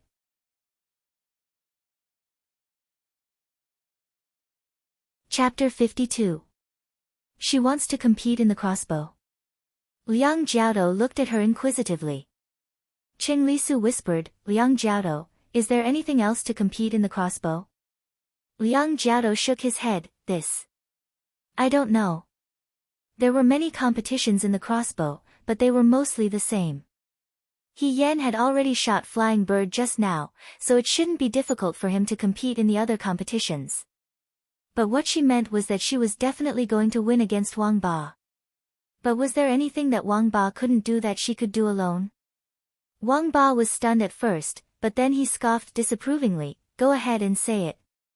At most, he would say that it was a tie, he thought. He Yan smiled and walked to Qing Lisu's side.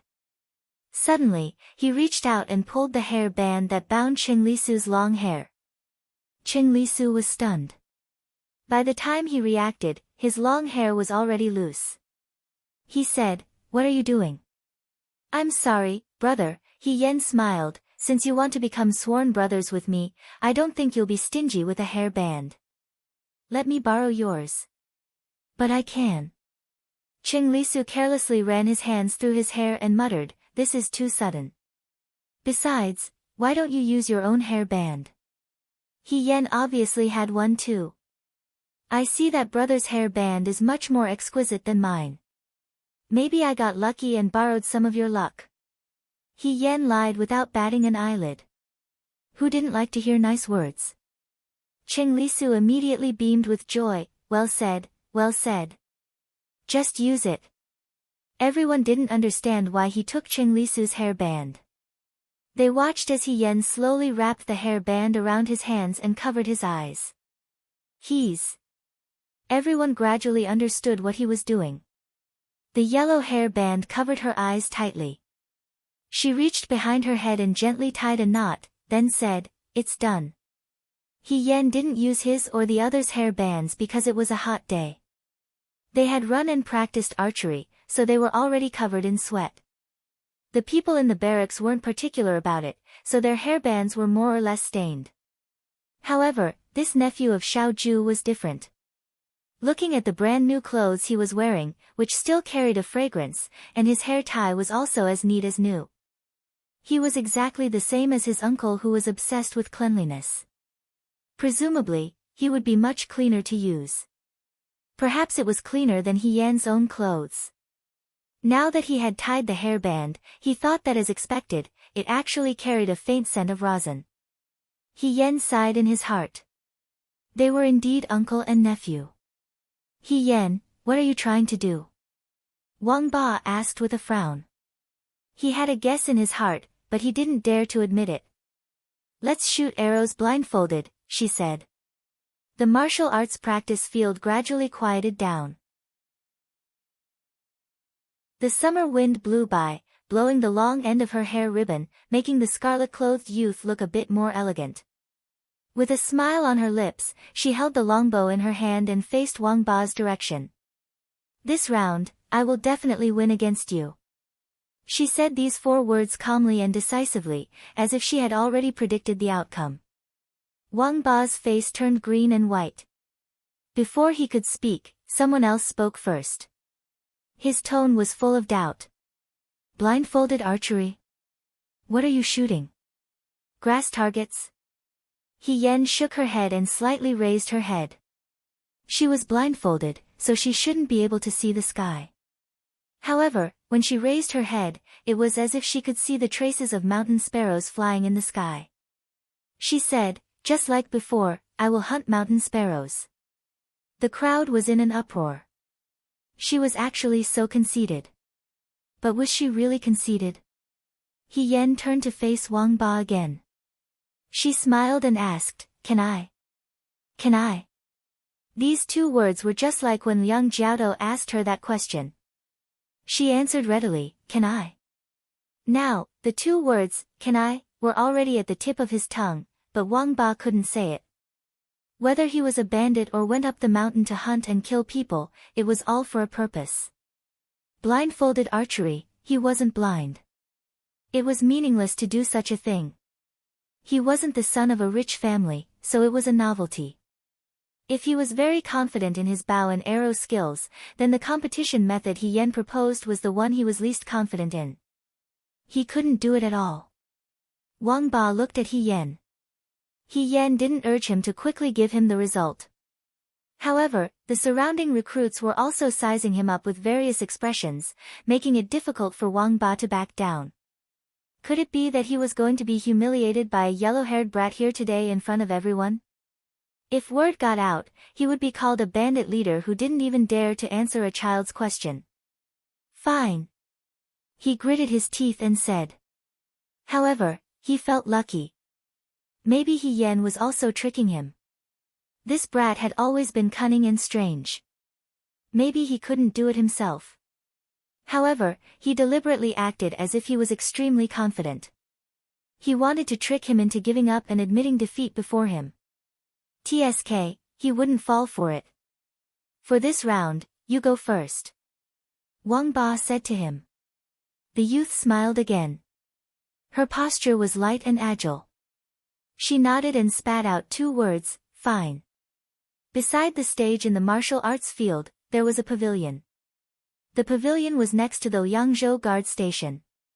It was high up and could see the entire martial arts field. There were 2 people standing in front of the pavilion, looking at the youth who was surrounded by the recruits from afar. One of them was wearing red clothes with a black belt around his waist. It was Shen Han. The youth beside him was as cold as ice and had an indifferent expression. It was Xiao Ju. I didn't expect that there would be 2 good seedlings in this batch of recruits.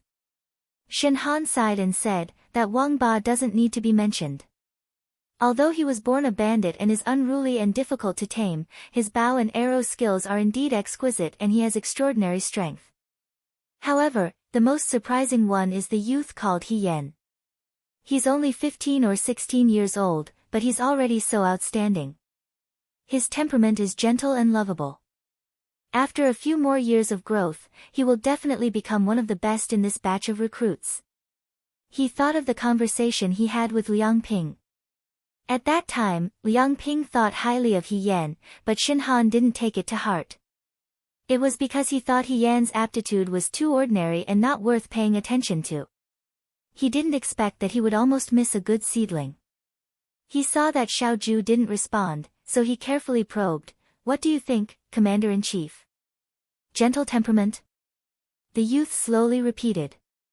After a moment, he said, I'm afraid you've misjudged. The one who is unruly is not Wang Ba, it's He Yan. He Yan? Shen Han was a little doubtful. He had seen the youth a few times and he always had a smile on his face. Wang Ba had provoked him several times, but he didn't get angry.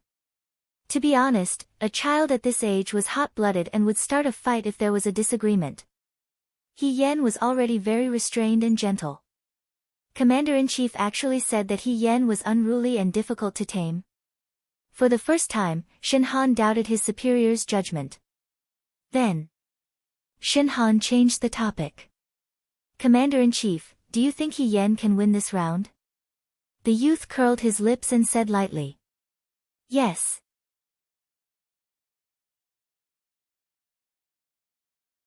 Chapter 53. On the martial arts field, He Yan had already slowly drawn her bow. Blindfolded, you can't see anything. If you can't see the prey, you can only listen to the prey. And there is nothing better than a blind person who can hear everything in the world more clearly. When she was blind, she was also dispirited. A blind person walking in this world had so many inconveniences. If she couldn't even take care of herself, how could she be an outstanding person? She had always been hardworking. She made up for her mediocre aptitude with diligence. But disaster came and instantly took back all her efforts. Even her mediocre aptitude turned into a delusion and turned into ashes. She remembered that when she was unwilling to give up, someone said to her, if you really want to be strong, so what if you are blind? Even if you are blind, you can be the most different one among the blind. This was not a very good consolation, but it was magically remembered by her. When she was groping and practicing to be able to do things without using her eyes, she often thought to herself, be the most different one among the blind. She didn't know if she was the most different one, but she should be considered different from ordinary blind people. She could take care of herself and even take care of others. She could practice swordsmanship behind her back and throw dice. She could also be naughty and secretly hide a child's slingshot to secretly shoot birds. As a blind person, compared to other blind people, her life was not too bad. Since she could do things that she could do when she was blind, there was no need to mention it now. She just temporarily returned to that period of time in the past. The sound of the gong in the forest startled countless birds. The figures of the birds were reflected in the sky. The young man smiled and shot an arrow. The arrow followed the trail of the birds and flew straight up into the clouds. A bird chirped as it was shot by the arrow and fell rapidly. The green arrow reflected the yellow cloth in front of the young man's eyes. It was bright and beautiful. Yen reached out and untied the headband covering his eyes. She didn't even look at the arrow on the ground, as if she had already expected to shoot the prey. She handed the cloth to Wang Ba and smiled, "It's your turn." The surroundings were silent. Wang Ba didn't reach out to take the headband she handed over. Yen did not move. After a long while, Wang Ba lowered his head dejectedly. He did not look at Yen and only said in a low voice, "No, I don't know how to." "You're good. I'm not as good as you." His words were half angry and half sincere. He was angry that he had lost to Yen and lost all his face. He was convinced that Yen's skill of shooting arrows while blindfolded was indeed something he did not know. Even if he started to learn in the future, he might not necessarily be better than Yen. Everyone had to admit their own shortcomings. The recruits finally regained their senses, but they didn't crowd around and cheer. At first, a voice wailed, my biscuit lost. So miserable." Another voice said, "I'm even worse off. I had 10 on credit and they're all gone." Soon after, cries of anguish rose and fell. None of the Liang province guards seemed to have bet on Yen winning the biscuit. Even though he had the support of Xiao Mai and the other 2 biscuits, it was still futile. However, at this moment, a joyful voice rang out, "Ah! I won. I bet 10 pieces of jerky. Ha! I've always said that I, Qing Li Su, have a good eye for people." Yen was about to leave when he heard this and was stunned. He turned around and looked at Qing Li Su. He did not expect that the person who bet 10 pieces of jerky was Qing Li Su. However, after thinking about it, if it wasn't Qing Li Su, who else would be so generous? Xiao Ju. It would be strange if Xiao Ju participated in this kind of gambling. Qing Li Su ran to Yen's side and looked at Yen with sparkling eyes. "That, brother Yen, thanks to you, I finally won this time. You don't know, I can't do anything in the capital. I'm not good at literature, I'm not good at martial arts. Even when I go to the casino, I only lose money. I've never won once. Today is the first time I've won. Brother Yen, I must become sworn brothers with you. Today is the day we become sworn brothers. I want to treat you to a drink." Cough, cough. Liang Ping clenched his fist and pressed it against his lips. "Drinking is not allowed in the camp. Then I'll treat you to some tea." Qing Li Su held Yen's hand and looked at Yen as if he was looking at a long-lost relative. There was a genuine closeness. "That won't be necessary." Yen pulled his hand out and stuffed the headband into Qing Li Su's hand. "I almost forgot about this. Thank you for the headband, young Master Cheng. There's no need for thanks between us." Qing Li Su giggled. He suddenly thought of something and turned to Wang Ba. "Hey, didn't you forget something?" "What?" Yen did not understand. "Did you forget about your bet?" Qing Li Su said anxiously. "You made a bet with him. If you lost, you would be the head soldier. If he lost, he would have to call you boss. Now that he lost, he has to fulfill his end of the bet." Wang Ba's body stiffened. The people around them started to jeer and laugh. Liang Ping turned his back to them. What happened after this was not something he should be involved in. Xiao Mai and Hong Shan leaned against each other to watch the commotion. Yen raised his eyebrows and looked at Wang Ba. Wang Ba walked step by step to Yen. He was much taller than Yen. Yen was really too small in front of him. His face was flushed red. Even the old scar on his face was so red that it looked like it was going to bleed. He Yan noticed Qing Lisu's tightly clenched fists and sighed silently in his heart. Perhaps as the head of the family, he had to place more importance on his reputation. Asking him to call him boss would be even more embarrassing than killing him. He Yan was about to say forget it when Wang Ba said in a low voice. Boss. He Yan, she looked up at Wang Ba. Wang Ba thought that she was going to make things difficult for him and said angrily, I've already called you that. It's your own business if you didn't hear it. I won't call you that again. I heard it. He Yan laughed. I was just surprised that you actually called me that. A man of his word is worth 9 tripods. I'm not someone who goes back on his word. Wang Ba snorted coldly. You're lucky this time. In the future, don't provoke me. After saying this, he seemed to feel very embarrassed and didn't want to stay there any longer. He turned around and left in a hurry. He Yan thought for a moment and thought to himself, this Wang Ba is indeed a little hot-blooded. He can be considered to know when to yield and when to stand tall. Brother He Yan, look at you. You're really amazing. Qing Lisu came up to him again. To celebrate, let's go. I'll treat you to tea. He Yan didn't have time to refuse before he was pulled away by this happy young man. Young Master Qing took He Yan away. In the pavilion, Shen Han asked, Commander-in-Chief, should we go and chase him back? No need, Xiao Ju said. After watching the competition, he seemed to be tired of it and turned to leave. Shen Han quickly followed.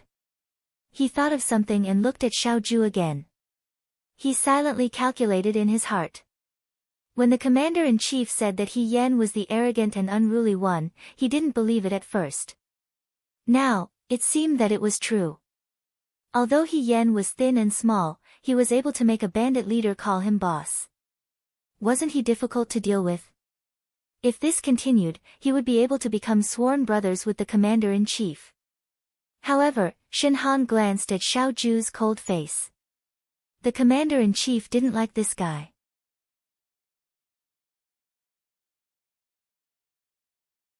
Chapter 54. He Yan wasn't able to become sworn brothers with Xiao Ju, but Xiao Ju's nephew pestered him to become sworn brothers with her. Qing Lisu pulled He Yan to his room in the garrison. His room was different from the bunks the recruits shared. It was a separate room. Although it wasn't luxuriously decorated, it was much better than the recruits' bunks. There was even incense in the room. The incense was placed in an exquisite fairy ornament. Seeing He Yan staring at it, Qing Lisu explained, this is something I brought from the capital. Uncle doesn't allow me to light it here, so I'll light it secretly. Don't tell him. She looked like a child who was doing bad things behind her parents' backs. He Yan thought to himself, don't mention Xiao Ju, even if it was her, she wouldn't light it. It was already summer, and the weather was so hot. What kind of incense would it be? Seeing that he didn't speak, Qing Lisu misunderstood his meaning again. She probed, do you like this a lot? If you like it, I'll give it to you. She stuffed the incense burner into He Yan's hands. It's okay, we're good friends. He Yan put it back. Thank you, but I don't have a place to put it. Qing Lisu thought for a while and nodded regretfully. I'll talk to Uncle later and ask him to give you another room. It'll be the same as mine. He Yan, it would be a miracle if Xiao Ju agreed. If Qing Lisu really did it, he would even call Qing Lisu big brother. Oh right, you still don't know who my uncle is, right? My uncle is the current Commander-in-Chief of the Right Corps, General Fengyan's second young master Xiao, your superior. Qing Lisu finished in one breath and looked at He Yan's expression. Seeing that He Yan's expression was normal, she said, eh? Why aren't you surprised at all? Should she be surprised? He Yan said, I see that young master's bearing is outstanding, unlike ordinary people. I think young master's uncle is the same. Indeed, like uncle, like nephew. These words pleased Qing Lisu. He revealed a bashful smile, scratched his head, and said embarrassedly, "That's not it. I'm far inferior to uncle. My uncle lives next door, but he's out now. Otherwise, I'll take you to see him." He Yen thought, "That's not necessary. Come, come, come. I've poured the tea." Qing Lisu was so busy that she stuffed a cup of tea into He Yan's hand. "After drinking this cup of tea, we'll be sworn brothers." He Yan looked at the tea in his hand, hesitated for a moment, and then put the tea back on the table. Qing Lisu was stunned. "What's wrong?" "Young Master Cheng, I don't think we should address each other as brothers." "It's a mistake," He Yan said. She and Xiao Ju were of the same generation, but Qing Lisu called Xiao Ju uncle. If she and Qing Lisu became sworn brothers, wouldn't she have to call Xiao Ju uncle in the future? How could she let Xiao Ju take advantage of her? Dream on. How are we of the same generation? Qing Lisu was puzzled. "I'm 15 this year. I heard from Liang Jiaodo that you're 16 this year. There's not much difference between us." He Yan said, "You call Xiao Uncle Commander Xiao. He's not that old, right?" Xiao Ju was only 1 year older than her in her previous life, and she had just turned 20. She asked, "He's your biological uncle?" "Yes, we're relatives." Qing Lisu explained very seriously. It turned out that Qing Lisu's mother, Madame Cheng, was Xiao Ju's cousin. However, the age gap between Madame Cheng and Xiao Ju was too big. When Xiao Ju was born, Madame Cheng was already married, and the two siblings rarely interacted. However, when Qing Lisu grew up, she liked to stick to her uncle, who was about the same age as her. He Yan recalled that when they were at the Xianchang restaurant, there was a chubby young master who often came to look for Xiao Ju. However, he couldn't remember if he called Xiao Ju uncle. "My uncle is excellent in everything. He's 1 in a million in both civil and military matters. I feel proud to be with him, and no one dares to call me a useless young master anymore." Qing Lisu didn't feel ashamed when she talked about her nickname. "Now that I'm on good terms with you, and you're as excellent as my uncle, I'm really amazing." He Yan was speechless. He didn't know where this amazing came from. Speaking of He Yan, Qing Lisu thought of something and asked, "Oh right, since you're so excellent, brother He, what does your family do?" He Yan didn't even drink the tea and he actually called him brother He. He Yan didn't know whether to answer his question or correct him first. She said, "My family is just an ordinary family." Qing Lisu saw that she didn't want to say anything else, and it had a deeper meaning. Qing Lisu said solemnly, "I understand. Even experts like you don't want to reveal your whereabouts." He Yan thought, is there something wrong with this child's brain? If you're so capable, why did you come to the Liangzhou Guard? Qing Lisu asked. With your abilities, why did you join the army? He Yan repeated what he had said to his uncle to his nephew. A real man should make a name for himself. He should be rewarded, build a house, marry a wife, and have children. This life shouldn't be in vain. His nephew wasn't as impulsive as his uncle. The young man with rosy lips and white teeth looked at him for a while, then nodded and praised, "Your way of thinking is very good. It's very practical. However, brother He, isn't it a little too slow for you to join the army and make a name for yourself? There haven't been any battles in the past few years, and they say that heroes emerge in troubled times. Now that we're at peace and prosperity, you won't be able to display your martial arts skills. It'll be a waste." He Yan was speechless. This child was quite thoughtful. "Why don't I point you in the right direction?" Qing Lisu moved closer to her and whispered, "You know about the southern prefecture soldiers under my uncle, right?" He Yan nodded. "I've heard of them. The southern prefecture soldiers were established by old General Xiao. They were invincible and undefeated. Among the southern prefecture soldiers, there's a cavalry unit called the 9 Flags Battalion." He Yan also knew about the 9 Flags Battalion. After Xiao Ju took over the southern prefecture soldiers, he cultivated a group of trusted aides for himself. They were mostly used for surprise attacks and their methods were strange. Other than other matters, my uncle came to the Liangzhou Guard this time to pick some new recruits and bring them back to join the Nine Flags Battalion. He Yan was shocked. Didn't the Nine Flags Battalion stop recruiting? That's what they say to the outside world. What's the rarest thing in the world? Talent. Everyone in the Nine Flags Battalion is a talent. Last time, a big brother in the battalion was injured and lost an arm, so he can't fight anymore. Now, he's an official in the imperial court. Therefore, if you want to make a name for yourself, get promoted, and get rich, you have to find the right place first. With your skills, and you're one of us, you should go to the Nine Flags Battalion, the young man said slowly. He Yan gradually stopped smiling. After a while, she frowned and said coldly, "Have you told anyone what you said just now?" Her gaze was so cold that Qing Lisu jumped in fright. She stammered, "No, then remember, you can't say this to anyone else." Qing Lisu nodded subconsciously. Okay. He Yan was satisfied. Suddenly, her eyes curved and the corners of her lips curled up. But what you said just now was very right. Huh? Qing Lisu was confused. The fastest way to get promoted was secondary. She fought for merits on the battlefield too slowly. Even if she really got promoted, she might not be able to come into contact with the He family. However, it was different when she was with Xiao Ju. General Feng Yun and General Fei Hong were sworn enemies. Just based on this point, she could make a lot of news. Moreover, it was much easier to find out about imperial court matters when she was with Xiao Ju. In her previous life, she never thought about having any entanglements with Xiao Ju. Now, she had to rack her brains to become Xiao Ju's confidant. This was really inconceivable, but it was also a coincidence. He Yan finished the tea in her teacup in one gulp.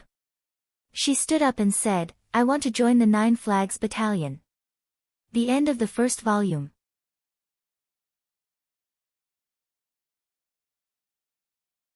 Chapter 55. The summer days in the Liang Province Guard Institute were long and unbearable. Every day was arduous training, dry and tedious. However, the days passed like this. After the minor summer came the great summer, and not long after the great summer, it would be the beginning of autumn.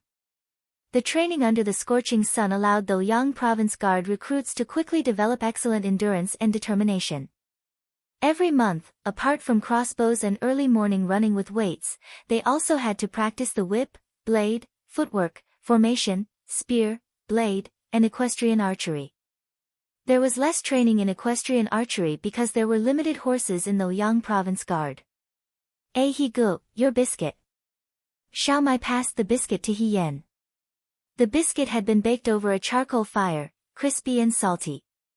With one bite, even the crumbs were steaming hot. He Yan chewed 2 bites of the biscuit and gulped down a large mouthful of water. He felt his empty abdomen instantly warm up, an indescribable comfort. Hong Shan stared at He Yan and asked curiously, I think something's wrong. You said you eat the same as us every day, and sometimes you even get special treatment. Why are you still so skinny, so small? He swallowed back the word, short. He Yan, could he blame her? Her sworn brother, that useless young master, Qing Lisu, came over every few days and secretly gave He Yan some food. Sometimes it was a handful of pine nuts, sometimes it was a few pieces of jerky. Once, he even gave He Yan a bowl of soup, saying he stole it from his uncle. Every time he gave it to him, Qing Lisu would be especially nervous. Quick, quick, quick. Eat here. Don't let my uncle see. It was like secretly visiting a prisoner. He Yan sometimes really didn't want to eat. Why bother? But when he thought about it, he felt like he couldn't live without food. Moreover, the food Qing Lisu gave him was really quite delicious. Even this kind of special treatment didn't make He Yan look any sturdier. On the other hand, he was busy training every day and sweated non-stop. After a few months, he lost a lot of weight and looked even more pitiful. However, a few days ago, this pitiful little fellow had displayed a stunning display of skill in the Liang province guard's crossbows, making the mountain bandit, Scarface, call him boss, and making countless new recruits lose their biscuits. The memory of that was still fresh in their minds. He Yan could be considered a famous person now. After that, no one came to challenge He Yan for the time being, and He Yan was happy and relaxed. She was still thinking about how to get Xiao Ju's attention so that she could enter the 9 Flags battalion. Today, he was practicing the long spear. Most of the spears on the martial arts practice field were made of thick wood. The shaft of the spear was tough and durable, and the tip of the spear was short and sharp. The head instructor swung his spear on the stage, and the recruits below followed suit. After practicing for a while, they also had some results. He Yan was not good with spears. She was used to using swords. Now that she had become Lady He, it was even more inconvenient for her to use a spear. She always felt that her hands and feet were tied. After Liang Jiaotou finished practicing a set of spear techniques, he let the recruits practice on their own. He walked down the stage to inspect He Yan. When he walked to He Yan's side, he couldn't help but take a few more glances at her. After all, He Yan's skill with the bow last time was really hard to forget. Of course, this new recruit was highly valued. However, these days, Liang Jiaotou also noticed that He Yan's whip, blade, footwork, spear, and knife skills were not bad, but they were far from the level of stunning. The only thing that surprised him was her equestrian archery. However, because there were no competitions these days, he could only see a little of it. She trained seriously every day, including crossbow and running with weights. She never slacked off. However, Liang Jiaotou still had a feeling that this young man seemed to be holding back. What he showed every day was only a part of it.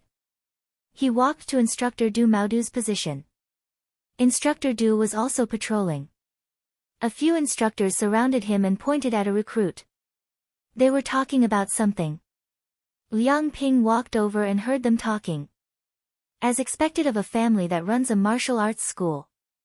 Look at that spear technique, it's amazing. I say, he is actually more skilled than you, old Du. I have never seen this set of spear techniques before. This kid's age is not old. I estimate that he is only 17 or 18. He must have been practicing since he was young. Liang Ping asked, who are you talking about? That, Instructor Du's recruit. The one standing at the far left of the front row. He is big and tall. Do you see him? Liang Ping looked in the direction he was pointing.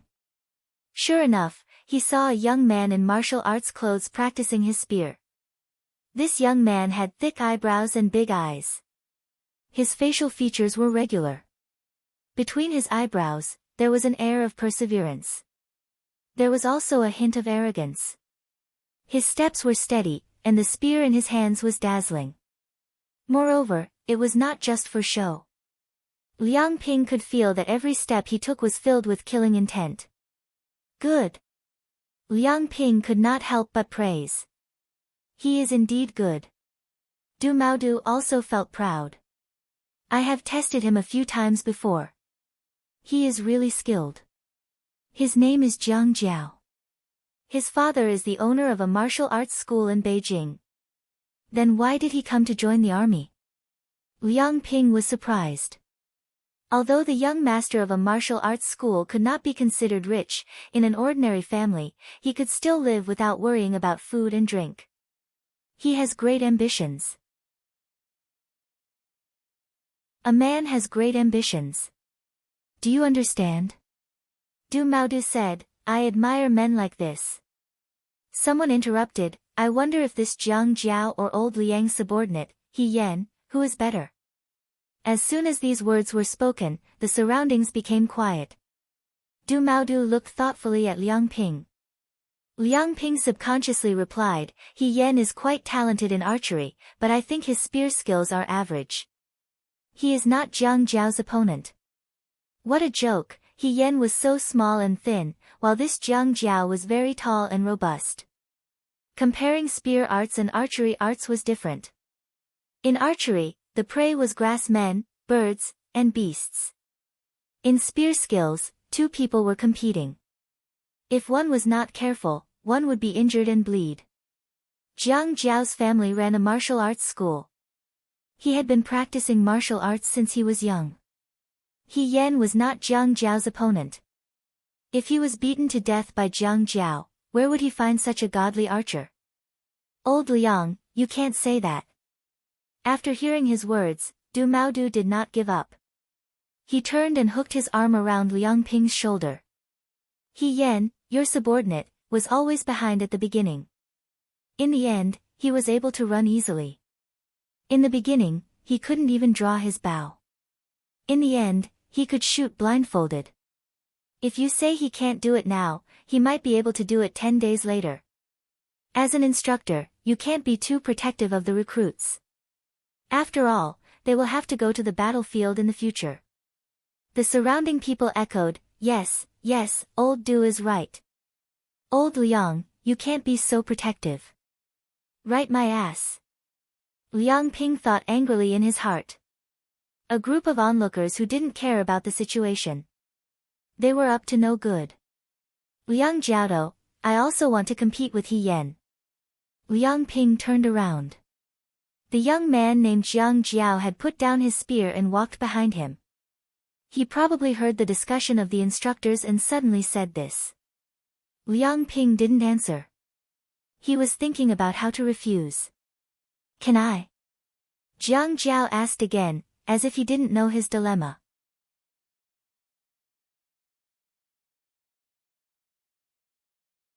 Chapter 56. Can I? I don't think so, Liang Ping thought. Just as he was about to say it, someone said, Hey, why are you asking Liang Jiao? Just ask He Yan. That guy knows what he's doing. If he's willing, then let's compete. If he's not, then forget it. Isn't this a simple matter? That makes sense. Du Mao nodded and said to Jiang Jiao, you can ask He Yan directly. But, he paused and said, you can compete, but don't overdo it. Don't hurt anyone. Liang Ping had no choice but to watch Jiang Jiao walk towards He Yan. When Jiang Jiao arrived in front of Liang Jiao's new recruits, he immediately saw He Yan practicing with her spear. It wasn't because she was too eye-catching, but because she was too thin and small in this group of brawny men. Jiang Jiao didn't immediately go forward. Instead, he quietly watched He Yan for a while. He Yan didn't practice any complicated spear techniques. She simply withdrew her spear and thrust it out. Even though it was the most basic spear technique, she practiced it seriously and didn't slack off at all. After watching for a while, someone noticed him and asked, Brother, why are you standing here and watching us? I'm looking for someone. Jiang Jiao said and strode in front of He Yan. He Yan was thrusting her spear forward when someone suddenly grabbed the tip of her spear. The person who had stabbed her took 2 steps back. She looked up and asked curiously, Why are you grabbing my spear?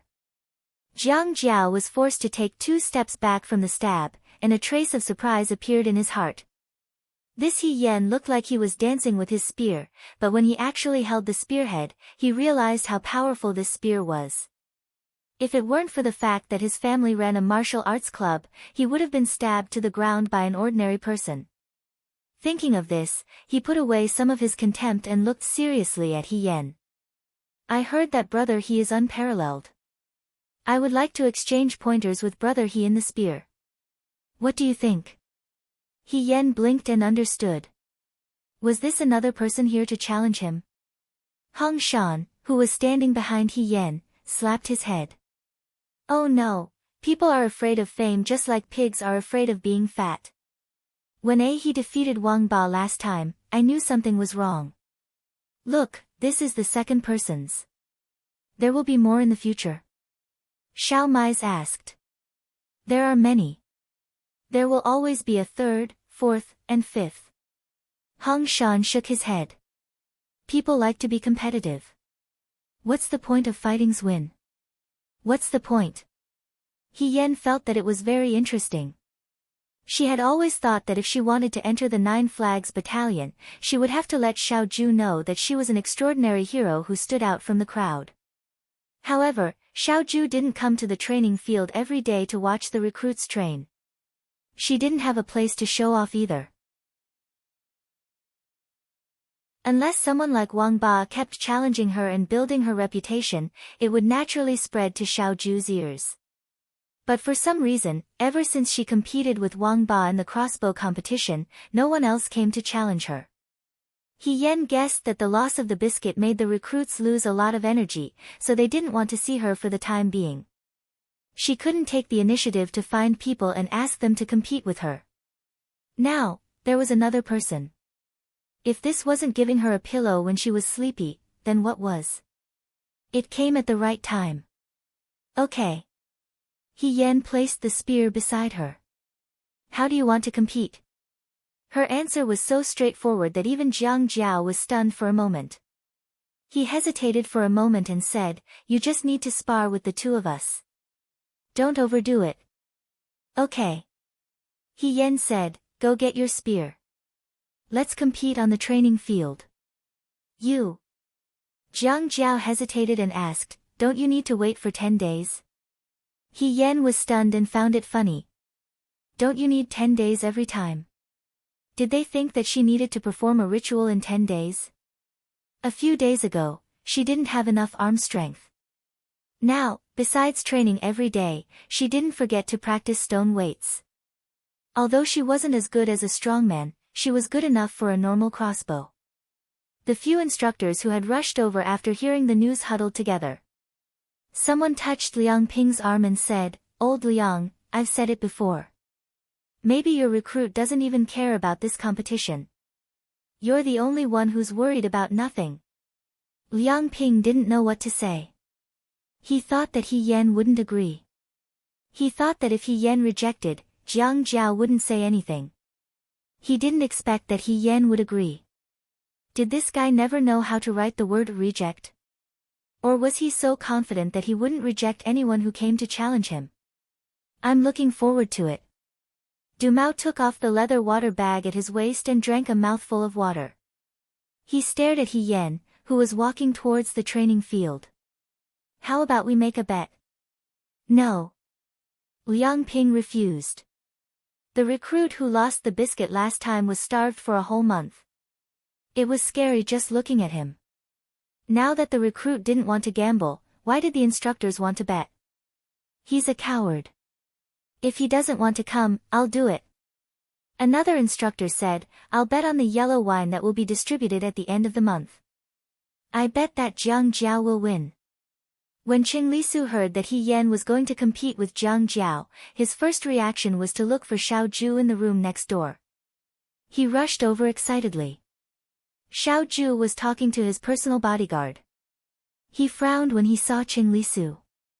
"Qing Lisu, why are you running around like this?" "Uncle, I'm here to tell you to watch a good show." Xiao Ju signaled for the bodyguard to leave. After the bodyguard left, he asked, "What's the matter?" "My sworn brother He, is going to compete with someone in a spear competition today." Qing Lisu grabbed Xiao Ju's sleeve. "It's going to start now. It's at the training field. Let's go watch, okay?" He Yan. Xiao Ju raised his eyebrows. He remembered He Yan. In just a few short months, this person's name had spread throughout the Liang province guards. First, he ran. Then, he went from not being able to draw his bow to not missing his target. Finally, he became Qing Lisu's sworn brother. Qing Lisu would secretly bring food to He Yan every few days. He would turn a blind eye to it and treat it as a child's game. However, this person was determined. Although his talent was average, he would still run to the training field every night after the new recruits went to bed. He would only return to his room to rest at the third watch of the night. "Yes, you know my brother too." Qing Lisu pulled Xiao Ju's sleeve and dragged him outside. "I heard that this kid took the initiative to look for my brother today. My brother will definitely teach him what real spear skills are." Xiao Ju glanced at him. Sleeve. Cheng Lisu immediately let go of his sleeve and hugged his arm instead. He begged, "Uncle, just go with me and watch. My brother is really amazing. He's not any worse than the strong men in your Nine Flags battalion." Xiao Ju sneered. He didn't seem to care about what Cheng Lisu said.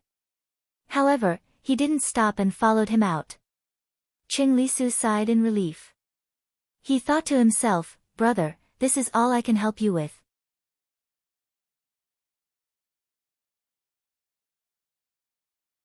Chapter 57. The high platform on the training field was usually the place where the head instructor spoke. The open square field was a good place for sparring. The recruits gathered around the high platform and looked at the two people on the stage. Jiang Jiao had already received his spear. He was tall and sturdy, and looked very valiant.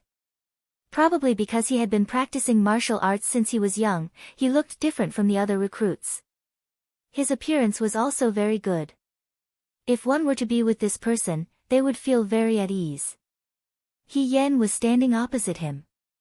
Compared to him, He Yan looked more like a teenager who had not yet matured. He was short and thin, but his facial features were delicate. After such a long period of training, he had been under the sun all day long. Although this teenager was tanned, compared to the other recruits, he was very pale. Standing there, he did not look like a recruit. He looked more like a young master from a rich family. He was gentle, handsome, and cute. Jiang Jiao raised his spear. "You first." Quite considerate. He Yan smiled and said, "Then I won't be polite." She held her spear in front of her. Her eyes moved slightly and she rushed forward. Jiang Jiao's face changed and he went forward to meet her. The two figures were entangled in a fight. Peng, peng, peng, peng, peng, sounds were heard. In an instant, they seemed to have exchanged more than 10 moves. Both of them took a few steps back and looked at each other. He Yan looked at the other, her smile unchanged. Jiang Jiao looked at He Yan and could not hide his surprise. As soon as they exchanged moves, he knew that He Yan was definitely not a beginner with the spear. The 10 moves that she exchanged with him were all dangerous. He could not attack and could not retreat. They were evenly matched. He thought that he had already overestimated He Yan. He did not expect that he had underestimated her. The recruits below didn't understand. They only felt that He Yan and Jiang Jiao hadn't even exchanged a few blows before they stopped. They weren't satisfied and were somewhat dissatisfied. One after another, they discussed, "What happened just now?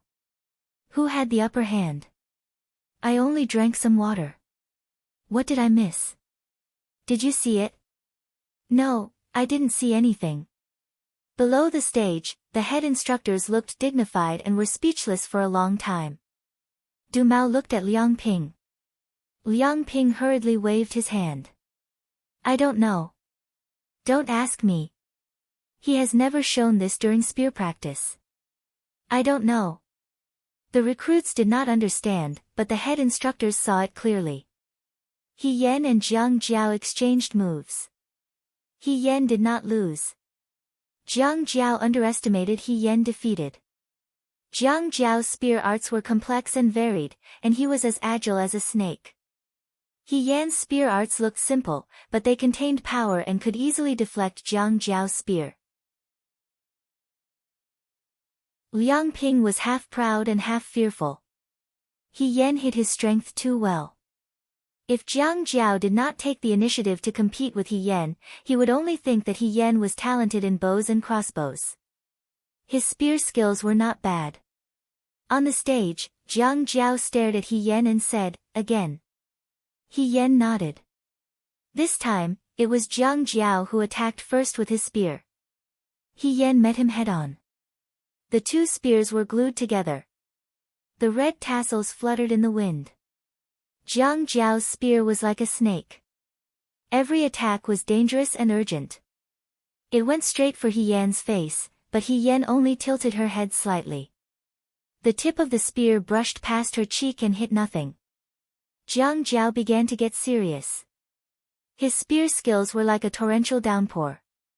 Spear after spear, he tried to find a flaw in He Yan's defense. But miraculously, the young man was agile. Every time he narrowly dodged, the spear in his hand seemed to become an indestructible shield. It blocked Jiang Jiao's spear and prevented it from getting any closer. Hurry up. Go faster. Just a little bit more and he'll be defeated. The recruits below the stage were anxious. Why is He Yan only defending and not attacking? Doesn't she know how to use a spear? As time passed, Jiang Jiao's spear skills could no longer support such intensive attacks. He stared at He Yan. He did not know how this seemingly weak young man had such strength and endurance. He did not seem tired at all. He was focused. So focused that it was frightening. In a trance, Jiang Jiao's spear missed its target. He was shocked. He saw the young man opposite him smile. Jiang Jiao did not have time to react. He Yan's spear, which had been defending and not attacking, suddenly stabbed in front of him. He hurriedly used his spear to block, but it was stabbed to the side. He Yan began to attack. The spear is the king of weapons. When weapons meet the spear, they will be defeated. The young man's voice was crisp. It was neither loud nor soft. The forest was empty. When he spoke, there was an echo. It was just enough to spread across the entire training field. She lowered her body and avoided Jiang Jiao's spear. Then, from bottom to top, she stabbed at Jiang Jiao's face from a tricky angle. The falling spear style is the breaking staff. The left and right flower style is the breaking card style. She moved the spear, and rushed forward again. That's right. The breaking sword, the breaking fork, the breaking shovel, the breaking double blade, the breaking short blade. Her arms seemed to have infinite strength. Even when blocked, she moved forward and stabbed at Jiang Jiao's left and right. Jiang Jiao did not have time to react. He was already in a sorry state. The hooking technique is the breaking whip, the breaking mace. She stepped forward again, the tip of her spear like a storm. Compared to Jiang Jiao's previous attacks, it was not inferior in any way. Furthermore, it was even more accurate, directly grabbing onto every single one of Jiang Jiao's weak points. The breaking short blade, the breaking halberd. Jiang Jiao had been forced to the edge of the training field. He was in a trance. He felt like the young man in front of him was riding a horse to the battlefield. Everywhere he looked, there was a murderous aura. He was like a hot knife through butter. He was unstoppable. He was forced to retreat step by step. He was utterly defeated. The long spear pounced straight at his face. Jiang Jiao hurriedly retreated. Suddenly, his feet slipped, and he fell down. His ears rang with the cries of alarm from the recruits below the stage. Jiang Jiao then understood that he had no way to retreat. All of a sudden, a hand pulled him back. The spear was pointed at his forehead.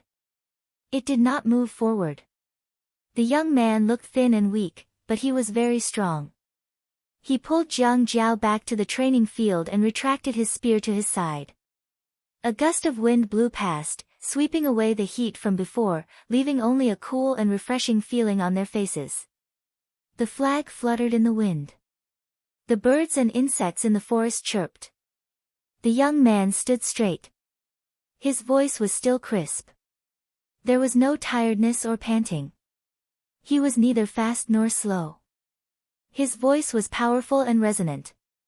Men do not see a real spear, so they are obsessed with weapons. Once they have a real spear, they see weapons as child's play. Jiang Jiao looked at him in a daze. After a while, he said softly, "You've read the arm record?" The arm record recorded spear and blade techniques. Jiang Jiao had read it because his family ran a martial arts school.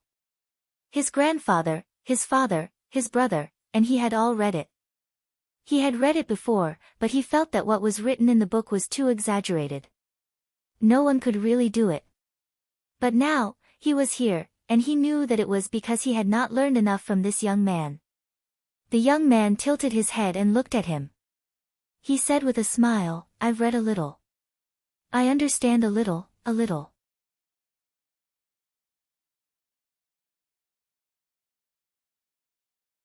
Chapter 58. The recruits below the stage looked up at He Yen.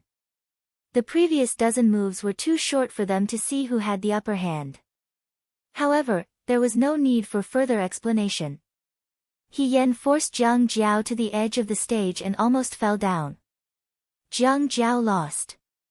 This young man had won once again.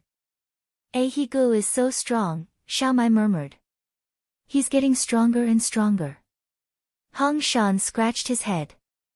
This kid didn't tell us he could do this before. It's not his first time practicing the spear, Shi Tu said after a moment of silence. That's why that person couldn't beat him. But that's not right, Hong Shan said. He is the young master of a declining family. Does he come from a rich family and usually practice the bow and spear at home? It wasn't that He Yen didn't hear the whispers of the recruits below the stage. This was an excellent opportunity. She stabbed her spear into the ground and took 2 steps forward, saying, "Brothers, I've won again today." She didn't hide the self-satisfaction on her face when she said this. It was even a bit exaggerated, which was a bit glaring. What does this kid want to do? Du Mao asked. No one knew what He Yen wanted to do.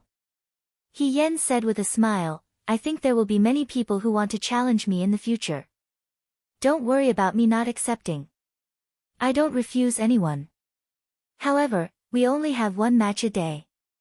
Liang Jiaodo's mouth twitched. This guy, does he think he's setting up the arena? He Yen didn't care about the gazes of others. Whip, saber, spear, saber, equestrian archery, anything in the barracks can challenge me. Don't worry, if I win, I won't take any biscuits. Come if you're willing. Even though they knew this young man had unique skills, his attitude was too arrogant. Too arrogant. How can there be such a person? He's not modest at all. He just beat someone by luck in the bow and spear. He doesn't know his place. Could it be that in the entire Frost State Guard, there is no one more powerful than him? There are tens of thousands of men, but none of them can fight? He Yen chuckled and thought to himself, it's not that there's no one who can fight. It's just that the young master who can fight the most disdains to fight with her. She said, "A gentleman's word cannot be taken back. Today, all the instructor brothers are here. I, He Yen, am a man of my word. If I win, it'll be a friendly match. If I lose, you can make any request." However, she seemed a little embarrassed. That should be impossible. It would have been better if she didn't say anything. Once she did, the recruits were once again filled with angry words. He is looking down on us. Does he think there's no one in our Liang province guard? Everyone says that 10 fingers have different lengths. This brat thinks he's good at everything. Does he think he's General Fengyun? Forget it, forget it. In a few days, we'll see how he slaps his own face. He Yen put on an arrogant posture on the stage, then slowly walked down the stage. Before she left, she seemed to think of something and said to Jiang Jiao, who was standing to the side with an uncertain expression, "Actually, you're very good at using the spear." Jiang Jiao was stunned. He looked at her, not understanding what she meant. "But you met me. I'm the best." She laughed loudly and walked down the stage, no longer looking at Jiang Jiao's expression. On the other side, Du Mao's face was as dark as water. He Yen and Jiang Jiao's competition was nothing, but He Yen had just killed Jiang Jiao too miserably. Jiang Jiao might not be able to recover from this setback. This wasn't something he wanted to see. He patted Liang Ping's shoulder and went to Jiang Jiao's side first. He planned to properly persuade this new recruit who had been forced to stand below his horse during his first try, so as to avoid losing a good seedling. In the pavilion next to the martial arts arena. "Uncle, my big brother he won again." Cheng Lisu, who had seen everything, jumped up and pointed in He Yan's direction, as if he was the one who had just won the spear competition. He kept praising, "He's really good. No one can beat him." Xiaoju glanced at him. She didn't want to bother with him and turned to leave. Qing Lisu thought of something and hurriedly ran to Xiaoju's side, jumping left and right. "Uncle, look at him. He's number 1 in the bow, number 1 in the spear, and from now on, he'll be number 1 in everything. He's the number 1 in the Liang Province Guard, the number 1 other than you, right?" "Let's wait until he gets number 1, Xiaoju replied indifferently to his enthusiasm. "He's already gotten number 1 twice. It's only a matter of time before he gets the other number 1s. Also, getting number 1 twice is already very good, isn't it? Uncle, look at him. How many people in the world can you see such an outstanding talent? Isn't he worthy of joining your 9 Flags battalion? Uncle, look at him." Xiaoju stopped in his tracks and looked at him. Qing Lisu was delighted. He thought he had convinced Xiaoju. Xiaoju stared into his eyes and slowly said, "You've been mentioning He Yan a lot recently. You've mentioned the 9 Flags battalion twice. You've never paid attention to the 9 Flags battalion before," he said calmly. "Qing Lisu, are you trying to make He Yan join the 9 Flags battalion?" Qing Lisu's heart skipped a beat. He knew he was in trouble. This uncle of his was the smartest. He suspected him from the slightest clue. He said, "No, no. I just want you to pay more attention to my big brother." Xiaoju said, "Do you think I'm stupid or that you're smart?" Qing Lisu stared at him for a moment, then lowered his head dejectedly. "I'm stupid. How do you know about the 9 Flags battalion?" Xiaoju asked him. The handsome young man's gaze was calm. He did not show any signs of anger, but Qing Lisu felt a chill run down his spine. He answered honestly, "I used to live next door to you. I overheard Chief Instructor Shin talking to you. I knew that the 9 Flags battalion was planning to recruit new recruits from the Liang Province Guards, so," Xiaoju chuckled and said mockingly, "so you used this information to curry favor with your big brother?" "No, no. I'm doing this for your sake, uncle," Qing Lisu quickly denied. Qing Lisu hastily denied, "I have nothing to do every day, so I walk around and look around. Among the new recruits of the Liang Province Guard, only Big Brother he has the qualifications to enter the 9 Flags battalion. The others can't even defeat my Big Brother he, so how can they enter your elite cavalry unit? I'm a loyal person." After a moment of silence, Xiaoju asked, "What did he say?" "Ah." Qing Lisu was stunned at first, then he understood that Xiaoju was referring to He Yan. He said, "After I told Big Brother he about this, he seemed very happy. Also, he said that he wanted to join the 9 Flags battalion." "He said, he wants?" Xiaoju asked slowly. Qing Lisu shrunk his neck. He felt an inexplicable chill run down his spine. He nodded and said, "He said, he wants. Is there something wrong with that?" Xiaoju chuckled as an indescribable emotion surfaced in his limpid eyes. A moment later, he restrained his expression and said indifferently, "This person has quite the guts, and quite the ambition as well."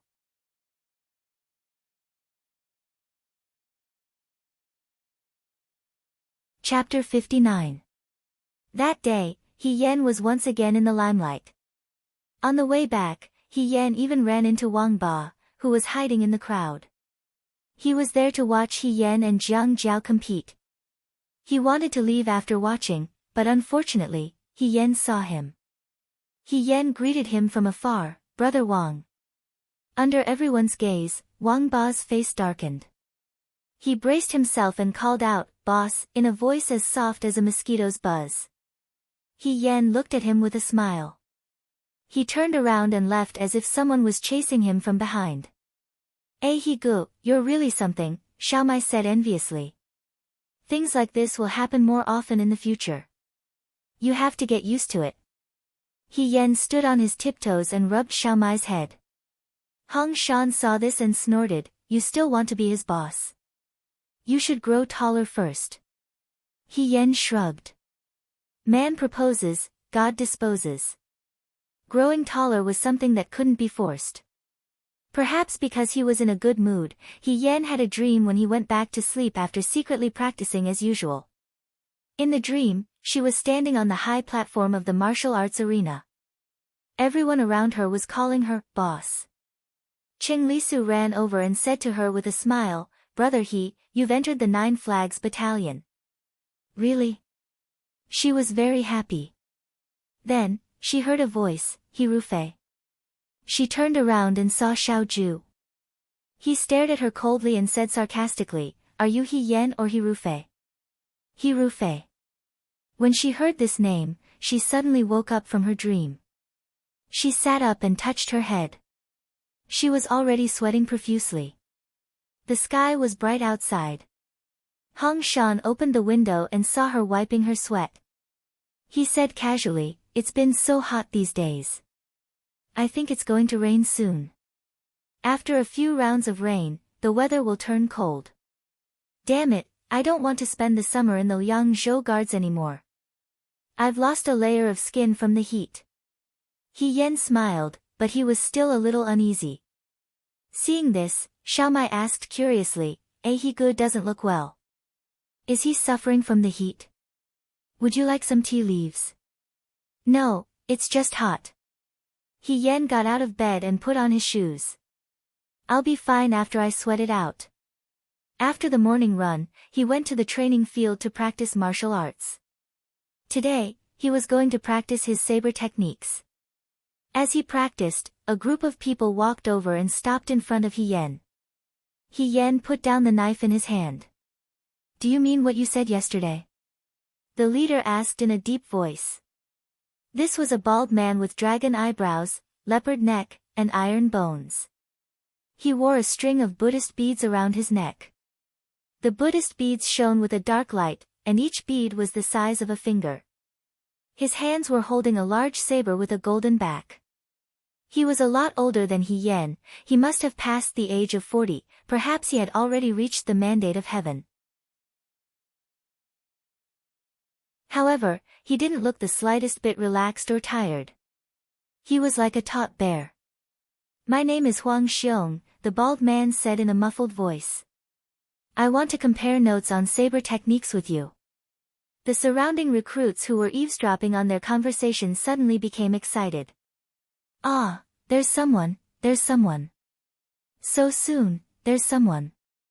I told you, there are tens of thousands of heroes in the Liangzhou Guards. How could we not find someone to teach this kid a lesson? Yes, yes, yes. Destroy his prestige and avenge our biscuit. I think He Yan won't be able to maintain his prestige this time. Look at the saber in Huang Xiong's hand. It's not an ordinary weapon. I'm afraid he used to be a ranger. He Yan also noticed the saber in Huang Xiong's hand. The body of the saber was red, the back of the saber was extremely thick, the blade was sharp, and the tip was flat and slightly curved. This kind of saber was very heavy. An ordinary person would find it difficult to wield it. However, it was perfect for a hero like Huang Xiong to wield. You have a good saber, He Yan praised. Hearing this, Huang Xiong's gaze softened slightly. He said, It's an old friend of mine for 30 years. He Yan was speechless. He couldn't help but think of his own Qinglang sword. She was now a new recruit and came out in a hurry. She wasn't like Huang Xiong who brought his saber to Liangzhou. She wasn't used to not having a suitable weapon. At this time, she was very envious of Huang Xiong. Huang Xiong saw that He Yan didn't respond. He frowned and said, Didn't you say yesterday that you wouldn't refuse anyone? Are you not going to accept the challenge now? He Yan was surprised for a moment. He smiled and said, No, I'm a man of my words. I can do it now. Under everyone's gaze, she calmly walked up to the high platform of the training field. Below the platform, Liang Ping looked at He Yan's movements with a numb expression. Du Mao leaned against a tree and said gloatingly, He Yan, your subordinate, really knows how to stir up trouble. Liang Ping wanted to go up and slap He Yan. If Du Mao hadn't been so meddlesome yesterday and suggested that Jiang Jiao and He Yan fight, He Yan wouldn't have gone to the training field. He wouldn't have said such nonsense like setting up the arena. Today's events wouldn't have happened. Now that even Chief Instructor Shen had tacitly agreed to it, Liang Ping couldn't stop it. He could only pray silently in his heart that He Yan would be blessed by good luck today and that he would be able to pass the day peacefully. Qing Lisu stayed in Xiao Zhu's room. He was bored to death and was scribbling on the small table. His uncle was reading a book sent from Beijing. He didn't know what it was, but he didn't stop reading it the whole morning. Qing Lisu felt a little bored. He was thinking about whether he should go out and look at the training field to find some entertainment for himself. Someone knocked on the door. Xiao Zhu said, "Come in." It was Shen Han who came in. Shen Han walked to Xiao Zhu's side and whispered a few words to Xiao Zhu. Qing Lisu moved his chair to the other side and tried his best to listen. He heard a few words. He Yan. Huang Xiong, sword duel, training field. For the first time, Qing Lisu's brain, which had always been slow, came into use. He thought for a moment and understood what was going on. Someone wanted to compete with He Yan in the saber, and that person was in the martial arts arena right now. He suddenly became excited. His brother was indeed worthy of his title. Yesterday, he said that someone would come to challenge him today. He wanted to go and see now. Qing Lisu secretly put down the pen and paper in his hand. While Xiao Zhu's back was facing him, he gave Shen Han a look and tiptoed out of the room. When he reached the door, Xiao Zhu said lightly, "Qing Lisu." Qing Lisu was speechless. He answered with a sullen face. He felt strange in his heart. His uncle didn't have more eyes than others, so why was he always caught every time he wanted to do something? Qing Lisu jogged to Xiao Zhu and said shyly, "Uncle, I'm just going to take a look. My brother is having a sword duel with someone. How can I not go? I have to be loyal. I'll come back to practice my calligraphy after I'm done. I promise I won't be late." Xiao Zhu looked up at him. "Did I say you can't go?" "Huh?" Qing Lisu suddenly smiled. "Why didn't you say so earlier?" "I'll go then." He turned around and was about to run away. Xiao Zhu said, "Wait." Qing Lisu looked at him suspiciously. Qing Lisu stood up and walked out with Shen Han. "I'll go too." Qing Lisu was stunned. "Isn't your brother going to enter the 9 Flags Battalion?" The young man smiled. "I also want to see how he plans to enter the 9 Flags Battalion."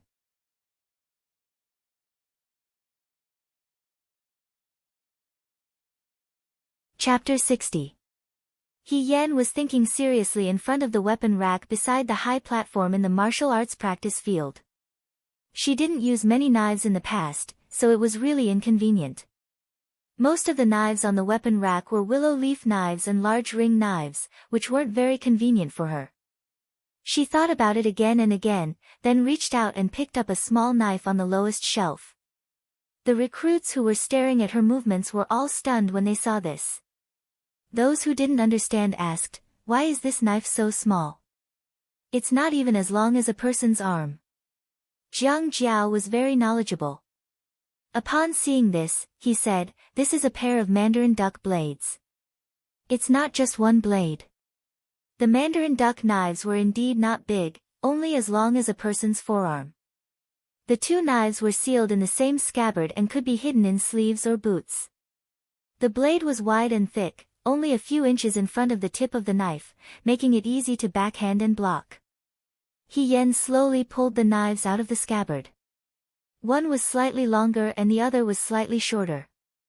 Because very few people usually used Mandarin duck knives, the knives were actually quite new. "Not bad," she praised in her heart. She played with it in her hand and felt that it was okay. Wang Ba also came to the bottom of the platform and saw the Mandarin duck knives in He Yan's hand. He was stunned for a moment and said, "He actually uses Mandarin duck knives." Huang Xiong on the platform was also puzzled. He saw He Yan pick the knives again and again. After picking this one, he looked at He Yan differently and asked, "Double knives?" He Yan nodded. "Double knives. I didn't expect you to know how to use double knives at such a young age." Huang Xiong said, "You really know everything." He Yan answered humbly, "It's all forced by life." The people below didn't feel good when they heard this. Du Mao reached out and touched Liang Ping. What does He Yan's family do? Forced by life, how can he be proficient in all 18 kinds of martial arts? Was he kidnapped when he was young and became a street performer?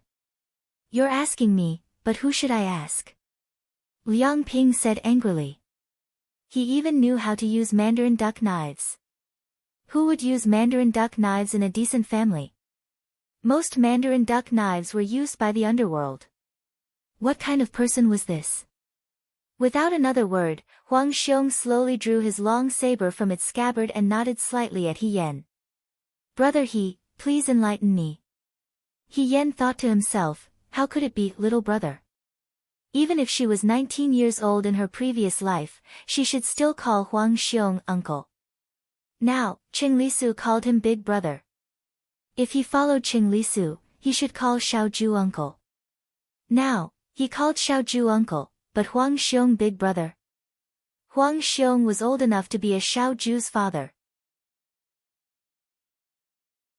As she was thinking this, Xiaomai below the stage cried out, "He Gu, be careful." Then she saw Huang Xiong rushing over with a knife. The golden-backed broadsword was wielded vigorously by this big man.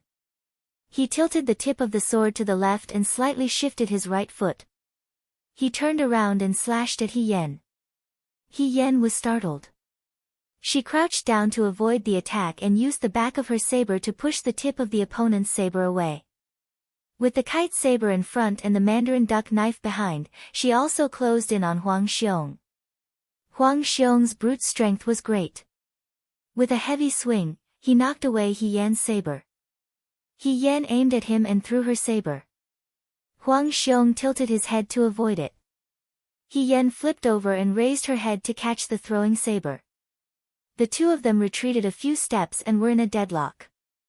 They stared at each other. Huang Xiong was not Jiang Jiao. After all, Jiang Jiao was still young. Huang Xiong's saber had been with him for 30 years.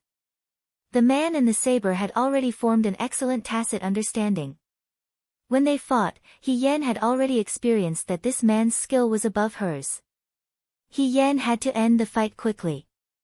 Otherwise, she would be slapping her own face. He Yan calculated in her heart. Huang Xiong's heart was also in turmoil. For so many years, he had fought with thousands of people. Some were good, some were bad. But this youngster was so young. Just now, he threw and caught the saber smoothly and smoothly. How did he do it? Did he start using a saber when he was 3 years old? He Yan thought that Huang Xiong was tall and sturdy. His saber technique was fierce but clumsy. He lost because he was not nimble enough. It seemed that her choice of the Mandarin duck knife was just right. This way, she could defeat him in terms of speed. Her eyes moved slightly. "Continue," she shouted and stepped forward to meet him. Huang Xiong held the saber in his right hand. He took a diagonal step to the left and thrust his saber straight at He Yan. He Yan's Mandarin duck knife stabbed forward and clashed with him. Although she looked thin and small, her strength was not weak. The two sabers stuck together, but He Yan still had another saber. She twirled the other saber, bent her elbow and raised the back of the saber above her head. She stabbed at Huang Xiong. Huang Xiong could not dodge in time. A corner of his clothes was cut off. In a split second, the audience in the martial arts arena cried out in alarm. From this moment on, everyone discovered that He Yan's movements began to become faster. Her footwork was extremely nimble. One saber went to entangle Huang Xiong's golden broadsword. The other saber was like a snake waiting for an opportunity to strike. Although Huang Xiong was not stabbed by her, he could no longer gain an advantage. The single saber was fierce, the double sabers were nimble. Using softness to overcome hardness, the weak to overcome the strong. You just asked me to teach you. I just remembered that our double sabers have a song formula. Unexpectedly, she still had time to talk. I'll read it to you. Huang Xiong stared blankly. She took advantage of the opportunity to throw her sharp saber at him again. The north wind in June gives birth to 2 arms. Using both left and right as one. She held a long saber in each hand. Her posture was elegant. 2 arms intertwined before my eyes. Later than Yu Yang obtaining the lone sword. The long sabers danced, making it difficult for people to see the youth's expression. They could only hear his laughter. Using one hand alone, swift as lightning. Only the position of the clapper has been learned. She pressed forward step by step, but did not panic. Only knowing that the former saber is not enough, using both left and right is trivial. The saber swept toward Huang Xiong's neck. Huang Xiong narrowly avoided it. Using the sword today, using the right saber. Obtaining the position of the clapper, using the left. One left, one right. She used them skillfully and freely. He only felt that the saber was her hand. Her hand was like the blade. On the martial arts arena, she was chanting and dancing. Corresponding to her neither fast nor slow voice, her movements were as fast as lightning. The clashing of sabers and sabers made a clanging sound. It made people's hearts clench. When Qing Lisu and the others came over, they saw this scene. Uncle, look, I told you, my big brother will win. He shouted excitedly. His shout attracted the attention of the people around him. Someone recognized Xiao Zhu and immediately shouted excitedly, "It's Commander-in-Chief, Military Governor Xiao. General Fengyun has come to the martial arts arena." General Fengyun. With that said, the recruits' eyes were instantly attracted to Xiao Zhu. The noise spread to the martial arts arena. He Yan's ears twitched. Xiao Zhu. She turned her head to look. Sure enough, not far from the martial arts arena, standing next to Shen Han and Qing Lisu was Xiao Zhu. The youth was wearing a dark blue robe embroidered with red-crowned cranes. He had a graceful bearing and a picturesque face. He did not look like a picture scroll with the recruits who filled the martial arts arena. This side was rough and deep, while his side was bright and clear. He Yan could not see his expression clearly because they were too far apart. Presumably, he also had an indifferent and aloof appearance. She did not expect that Xiao Zhu would personally come to watch her compete. Did this mean that her performance yesterday had finally reached the ears of the people who should have heard of it?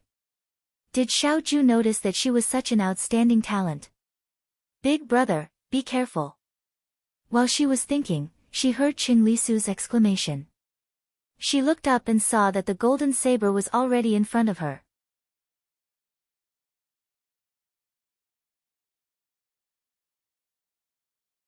Chapter 61.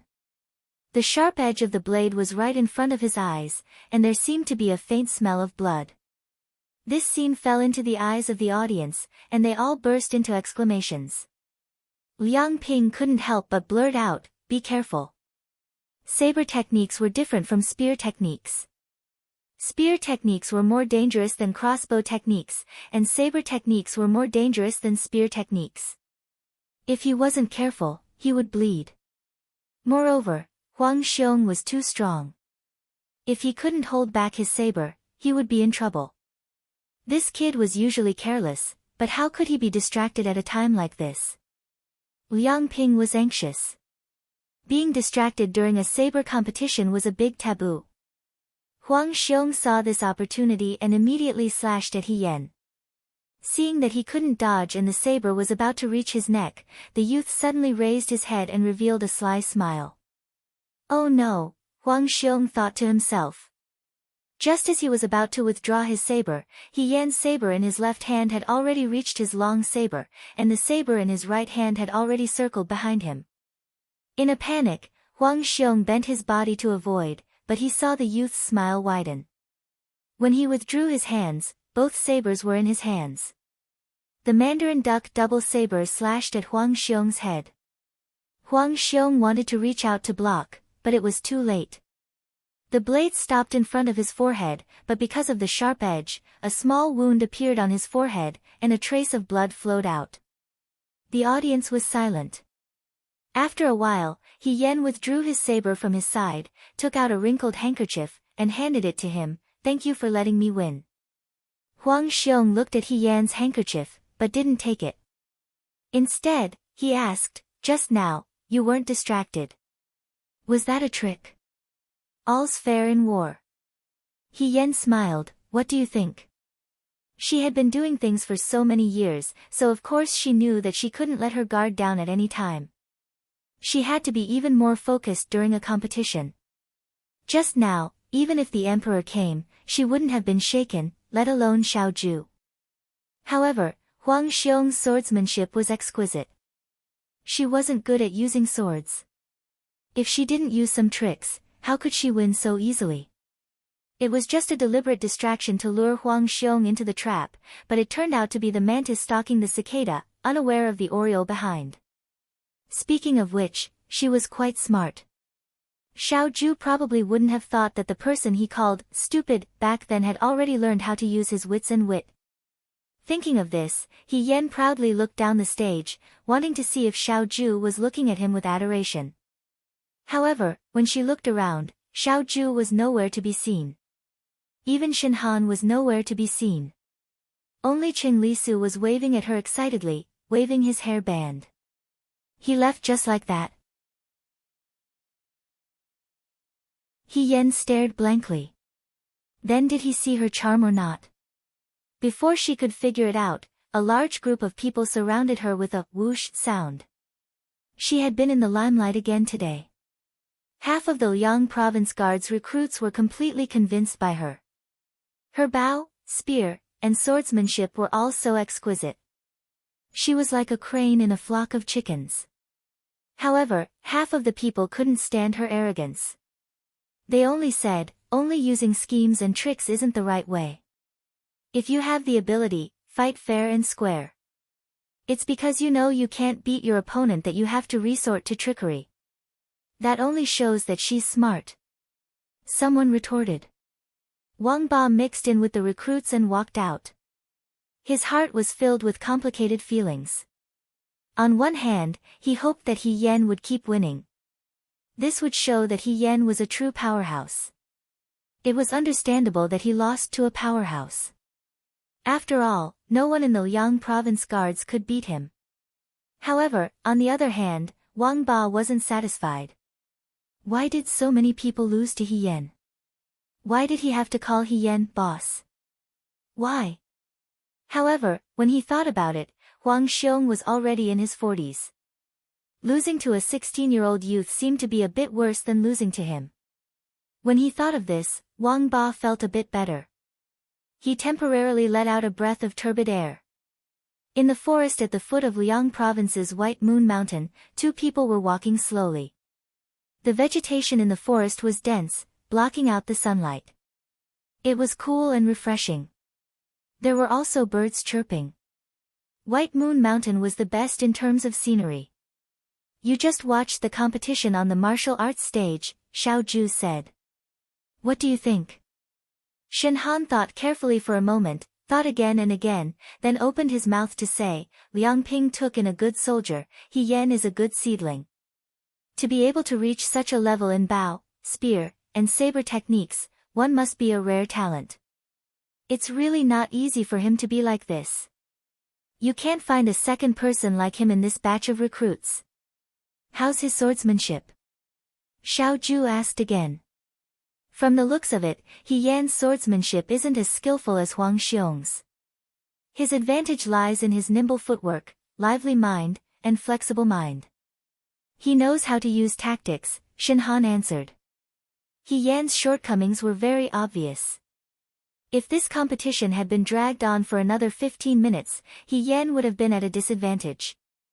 He probably knew this himself, so he pretended to be distracted and caused Huang Xiong to impulsively attack. In the end, he defeated Huang Xiong. What do you think of him joining the Nine Flags Battalion? Xiao Zhu asked carelessly. This youth is so young, but he's already scheming. He doesn't show off his bravado. He's also skilled in archery and horse riding. His martial arts are outstanding, and I heard that he can read. If we were to choose him from this batch of recruits, he would be the best choice, Shen Han said carefully. You think so too? Xiao Zhu turned around. Her tone was non-committal. Shen Han observed the young man's expression. Xiao family's young commander-in-chief had always been expressionless. At this moment, his expression was calm and nothing could be seen. However, Shen Han felt that he didn't seem to agree with his opinion. Commander-in-chief, do you think there's something wrong with him? There's something wrong with this person, Xiao Zhu said. Shen Han was stunned. Today, he competed with swordsmanship. His swordsmanship wasn't considered skillful, but the footwork he used was trained by the infantry of the assault battalion. When the infantry of the assault battalion entered the battlefield, they would rush to the front at any time. Because they might die, their footwork was extremely flexible. When He Yan competed with Huang Xiong, his swordsmanship wasn't as good as Huang Xiong's, but he dodged every one of Huang Xiong's attacks. He could tell at a glance that his subconscious dodging and retreating was from the assault battalion. He Yan probably noticed it himself. He was afraid that others would find out, so he deliberately changed it. However, sometimes, one wouldn't remember every subconscious move. This. Shen Han said, how is this possible? He's only 16. Has he already been on the battlefield before? It's because it's impossible that there's something wrong with him, Xiao Zhu said. Now that the situation was tense, Shen Han had to be cautious. He hesitated for a moment and asked Xiao Zhu, Commander-in-Chief, what should we do now? I want to test this person, Xiao Zhu replied. Commander-in-Chief, how do you plan to test him? Didn't he set up an arena in the martial arts arena? 1 match a day, and he'll win every match. Tomorrow, pick 3 instructors and compete with him in riding and shooting. Shen Han was stunned. He hesitated for a moment, that's not good, right?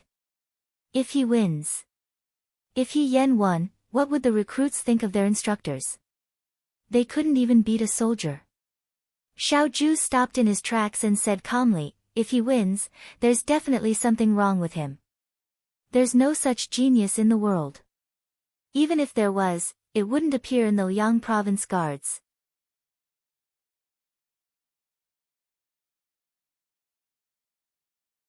Chapter 62. On this day, He Yan was surrounded by the new recruits who came to befriend her until midnight. She had promised many people to teach them her swordsmanship, but she was only able to do so in the middle of the night. Because it was too late, she did not plan to go to the martial arts field to train at night. Xiao Mai lay facing her with one hand behind her head. Her eyes were bright as she said to her, Ahigu is so impressive today. Tell me, He Yan muttered to herself for a while, then said, when I was sparring with Uncle Huang today, did military governor Xiao finish watching? She was still thinking about Xiao Zhu during the day. How could Xiao Zhu leave without watching her exquisite swordsmanship? Wouldn't that be a waste of her efforts?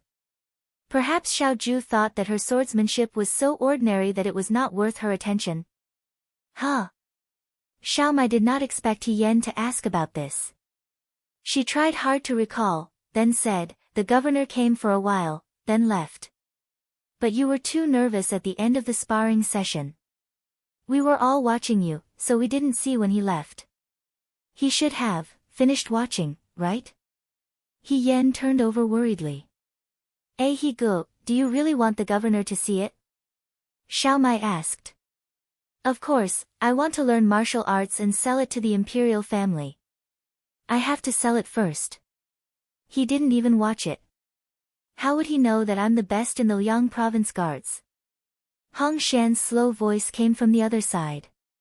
Now that your reputation as the best in the Liang province guards has spread far and wide, don't worry.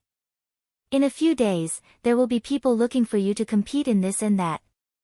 There will be countless opportunities like this.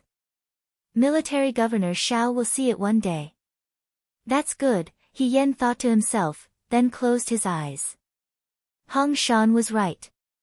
Early the next morning, right after the weight-bearing run, before he could go to the martial arts field to practice his crossbow, Liang Ping walked in front of He Yen.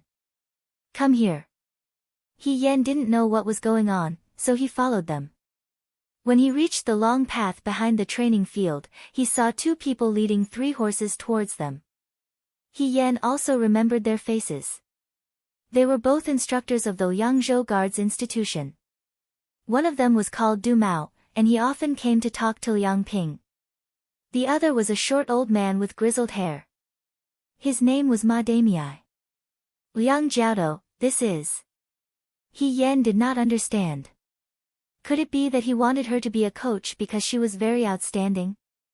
How could a recruit be an instructor? This wasn't the way to get promoted. Besides, she didn't want to be an instructor in the Liang Province Guard. Fortunately, Liang Ping's words put her at ease. Liang Ping said, "Didn't you say on the martial arts platform a few days ago that you could accept any challenge from the Liang Province Guard, and that you would win every single one of them?" Although He Yen did not understand what he meant, he still nodded and replied, "That's right. Then today, the 3 of us will compete with you in horseback archery." Du Mao stepped forward and handed the reins to He Yen. "Let's compete now." Huh? He Yen was slightly surprised. "You want to compete with me?" She had set up this arena to make a name for herself among the recruits. She had never thought about becoming an instructor. What's wrong with these instructors? They're not young men. Why are they so hot-headed that they want to compete with me? Are they plotting something? Her wary gaze fell into their eyes. That thin old man with grizzled hair, Ma Damei, smiled and said, "What's wrong? Young man, are you afraid to compete with us instructors? I thought you had guts. You're scared just because of this?" Ma Damei's face was full of wrinkles when he smiled, but it was not ugly. Instead, it was as amiable as a family elder. However, He Yen knew that this person was not as amiable as he appeared to be. From what he heard, every word and sentence was meant to provoke her. However, since she had already said so much, if she really didn't go, she would be known as a coward. Xiao Ju was someone who couldn't tolerate sand in his eyes, so he probably wouldn't let her go to the 9 Flags Battalion. Thinking of this, she laughed heartily. How could that be? I'm just afraid that I'll embarrass myself in front of you instructors, so I'm a bit hesitant. Since you instructors are willing to teach me, how could I not appreciate your kindness? Let's compete. 1 match it is. Liang Ping and the other 2 looked at each other and nodded. Okay. He Yen was now a famous person in the Liang Province Guards. Whenever there was a disturbance, everyone would know about it.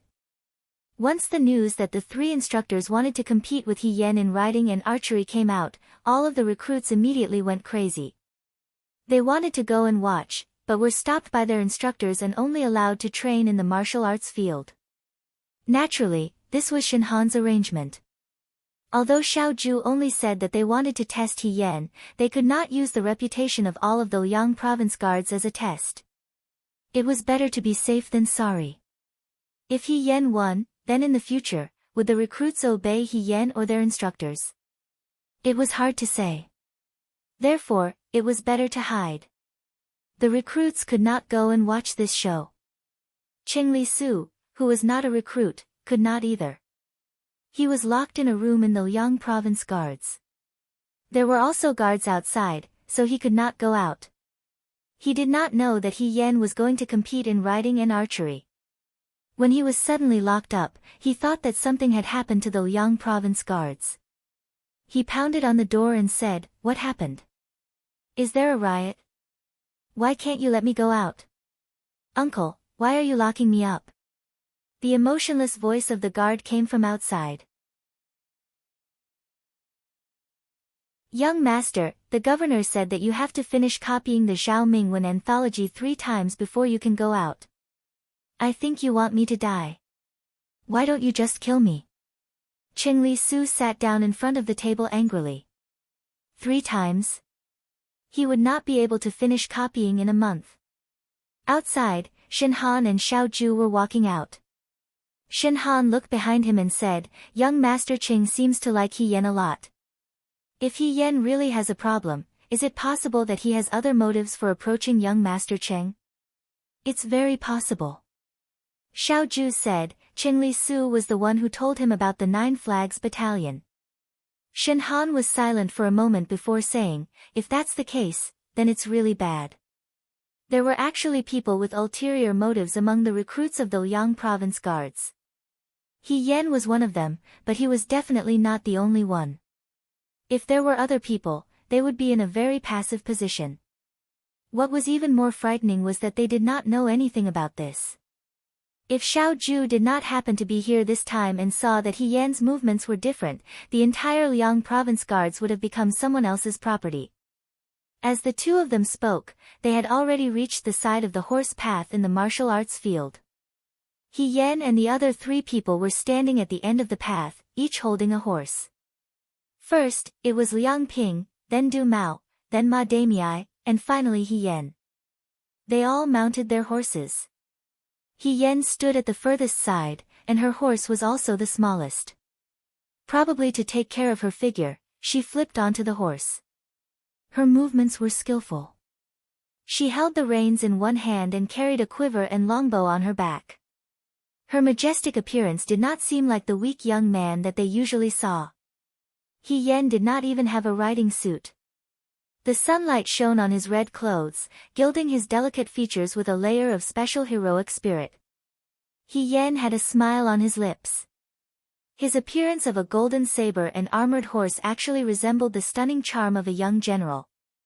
Shen Han stole a glance at Xiao Ju beside him. The latter's expression was lazy and indifferent. He did not know what she was thinking, but Shen Han knew that for a moment, He Yan was actually a little similar to him.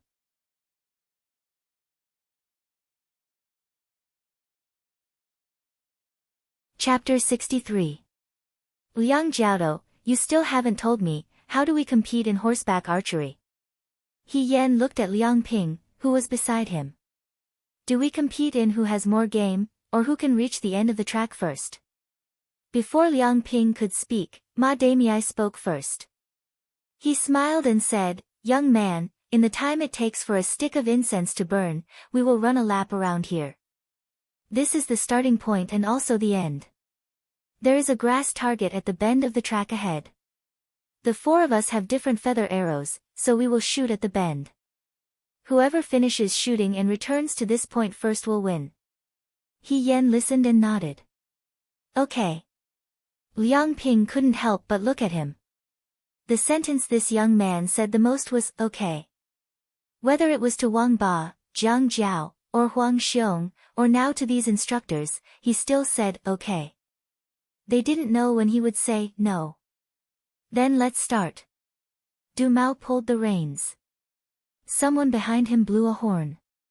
The four horses were like arrows leaving the bowstring. In the blink of an eye, they were more than 10 meters away, leaving only billowing smoke behind. He Yan's horse was much more obedient than the one she had at the capital's drill ground. He Sui must have been specially trained by someone.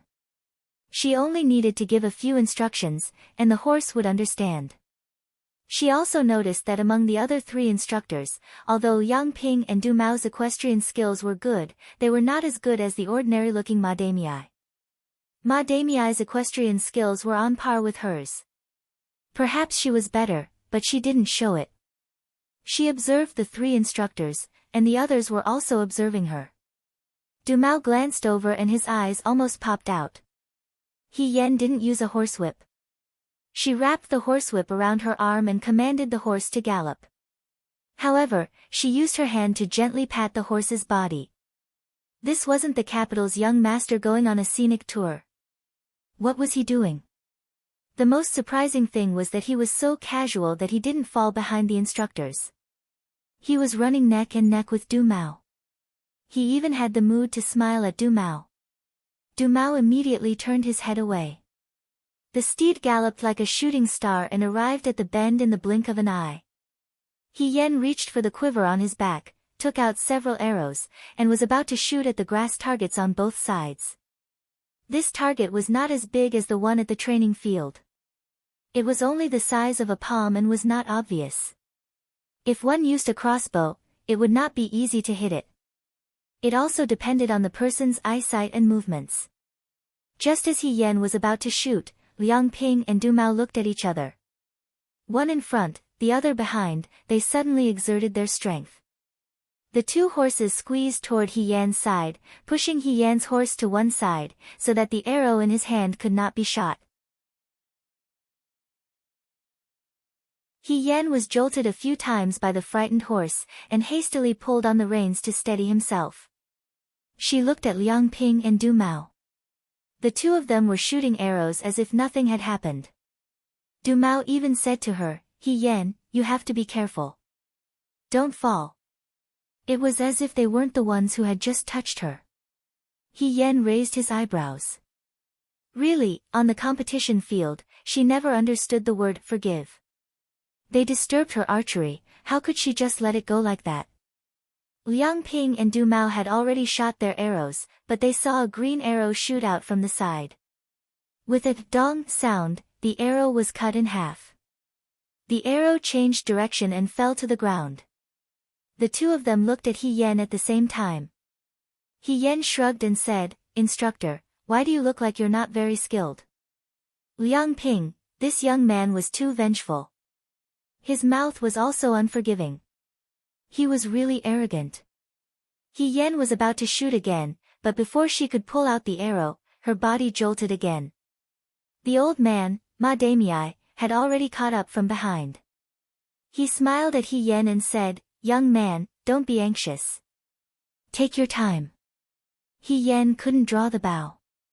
As soon as she moved, the three of them would follow from behind, from the front, from the left and right, and touch her as if nothing had happened. The horses were frequently frightened, so she couldn't aim at the bull's eye. After a few times, He Yan could see that the three instructors were deliberately opposing her.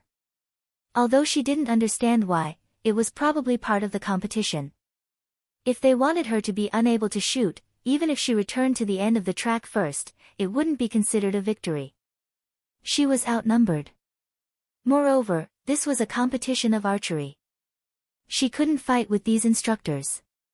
However, He Yan couldn't just let it go like this. He Yan's eyes moved slightly. She muttered, "Want to scheme against me? No way." She suddenly raised her arm. The horsewhip wrapped around her arm uncoiled and fell in the wind, making a crisp sound. "He is." Du Mao frowned. From the beginning to the end, He Yan hadn't used the horsewhip. It was rare to see someone who could skillfully ride a horse without a horsewhip. But now that He Yan was doing this, could it be that she couldn't handle it and had to use the horsewhip again? He Yan was thinking when suddenly, she raised her head and smiled at him. Du Mao had a bad premonition. The next moment, he saw the horsewhip flying towards him. Du Mao was shocked and instinctively dodged. He Yan actually dared to hurt people. When he moved sideways, the quiver behind him was exposed in front of everyone. The horsewhip didn't fall on Du Mao's body. Instead, it wrapped around the arrows in the quiver. He Yan stretched out her hand and pulled. The horsewhip loosened in midair, and the arrows fell into the wind. Liang Ping, who witnessed the whole process, was stunned. Before he could react, He Yan's horsewhip was aimed at him. He was shocked and hurriedly urged his horse to dodge. But this time, it was He Yan's turn to attack. How could he escape? With a pull and a hook, all the arrows in his quiver were thrown to the ground. He Yan. Du Mao's face was livid. "I think the instructors don't want me to shoot." He Yan didn't seem to see his ugly face. She smiled and said, "But I don't want to lose. There's no other way. Let's stop shooting. Whoever runs faster wins, right?" Ha ha ha ha. Ma Damei's laughter came from behind. He didn't have a trace of nervousness or anger. Instead, he was full of interest. "You're quite smart. I wonder if you'll take my arrows? He Yen smiled. How can I? I don't intend to take your arrows. Ma Damiai's equestrian skills were excellent. It was difficult for her to touch his arrows. But it didn't matter. As long as there was no target to shoot at, he could only compete with her to reach the finish line first. She and Ma Damiai went side by side.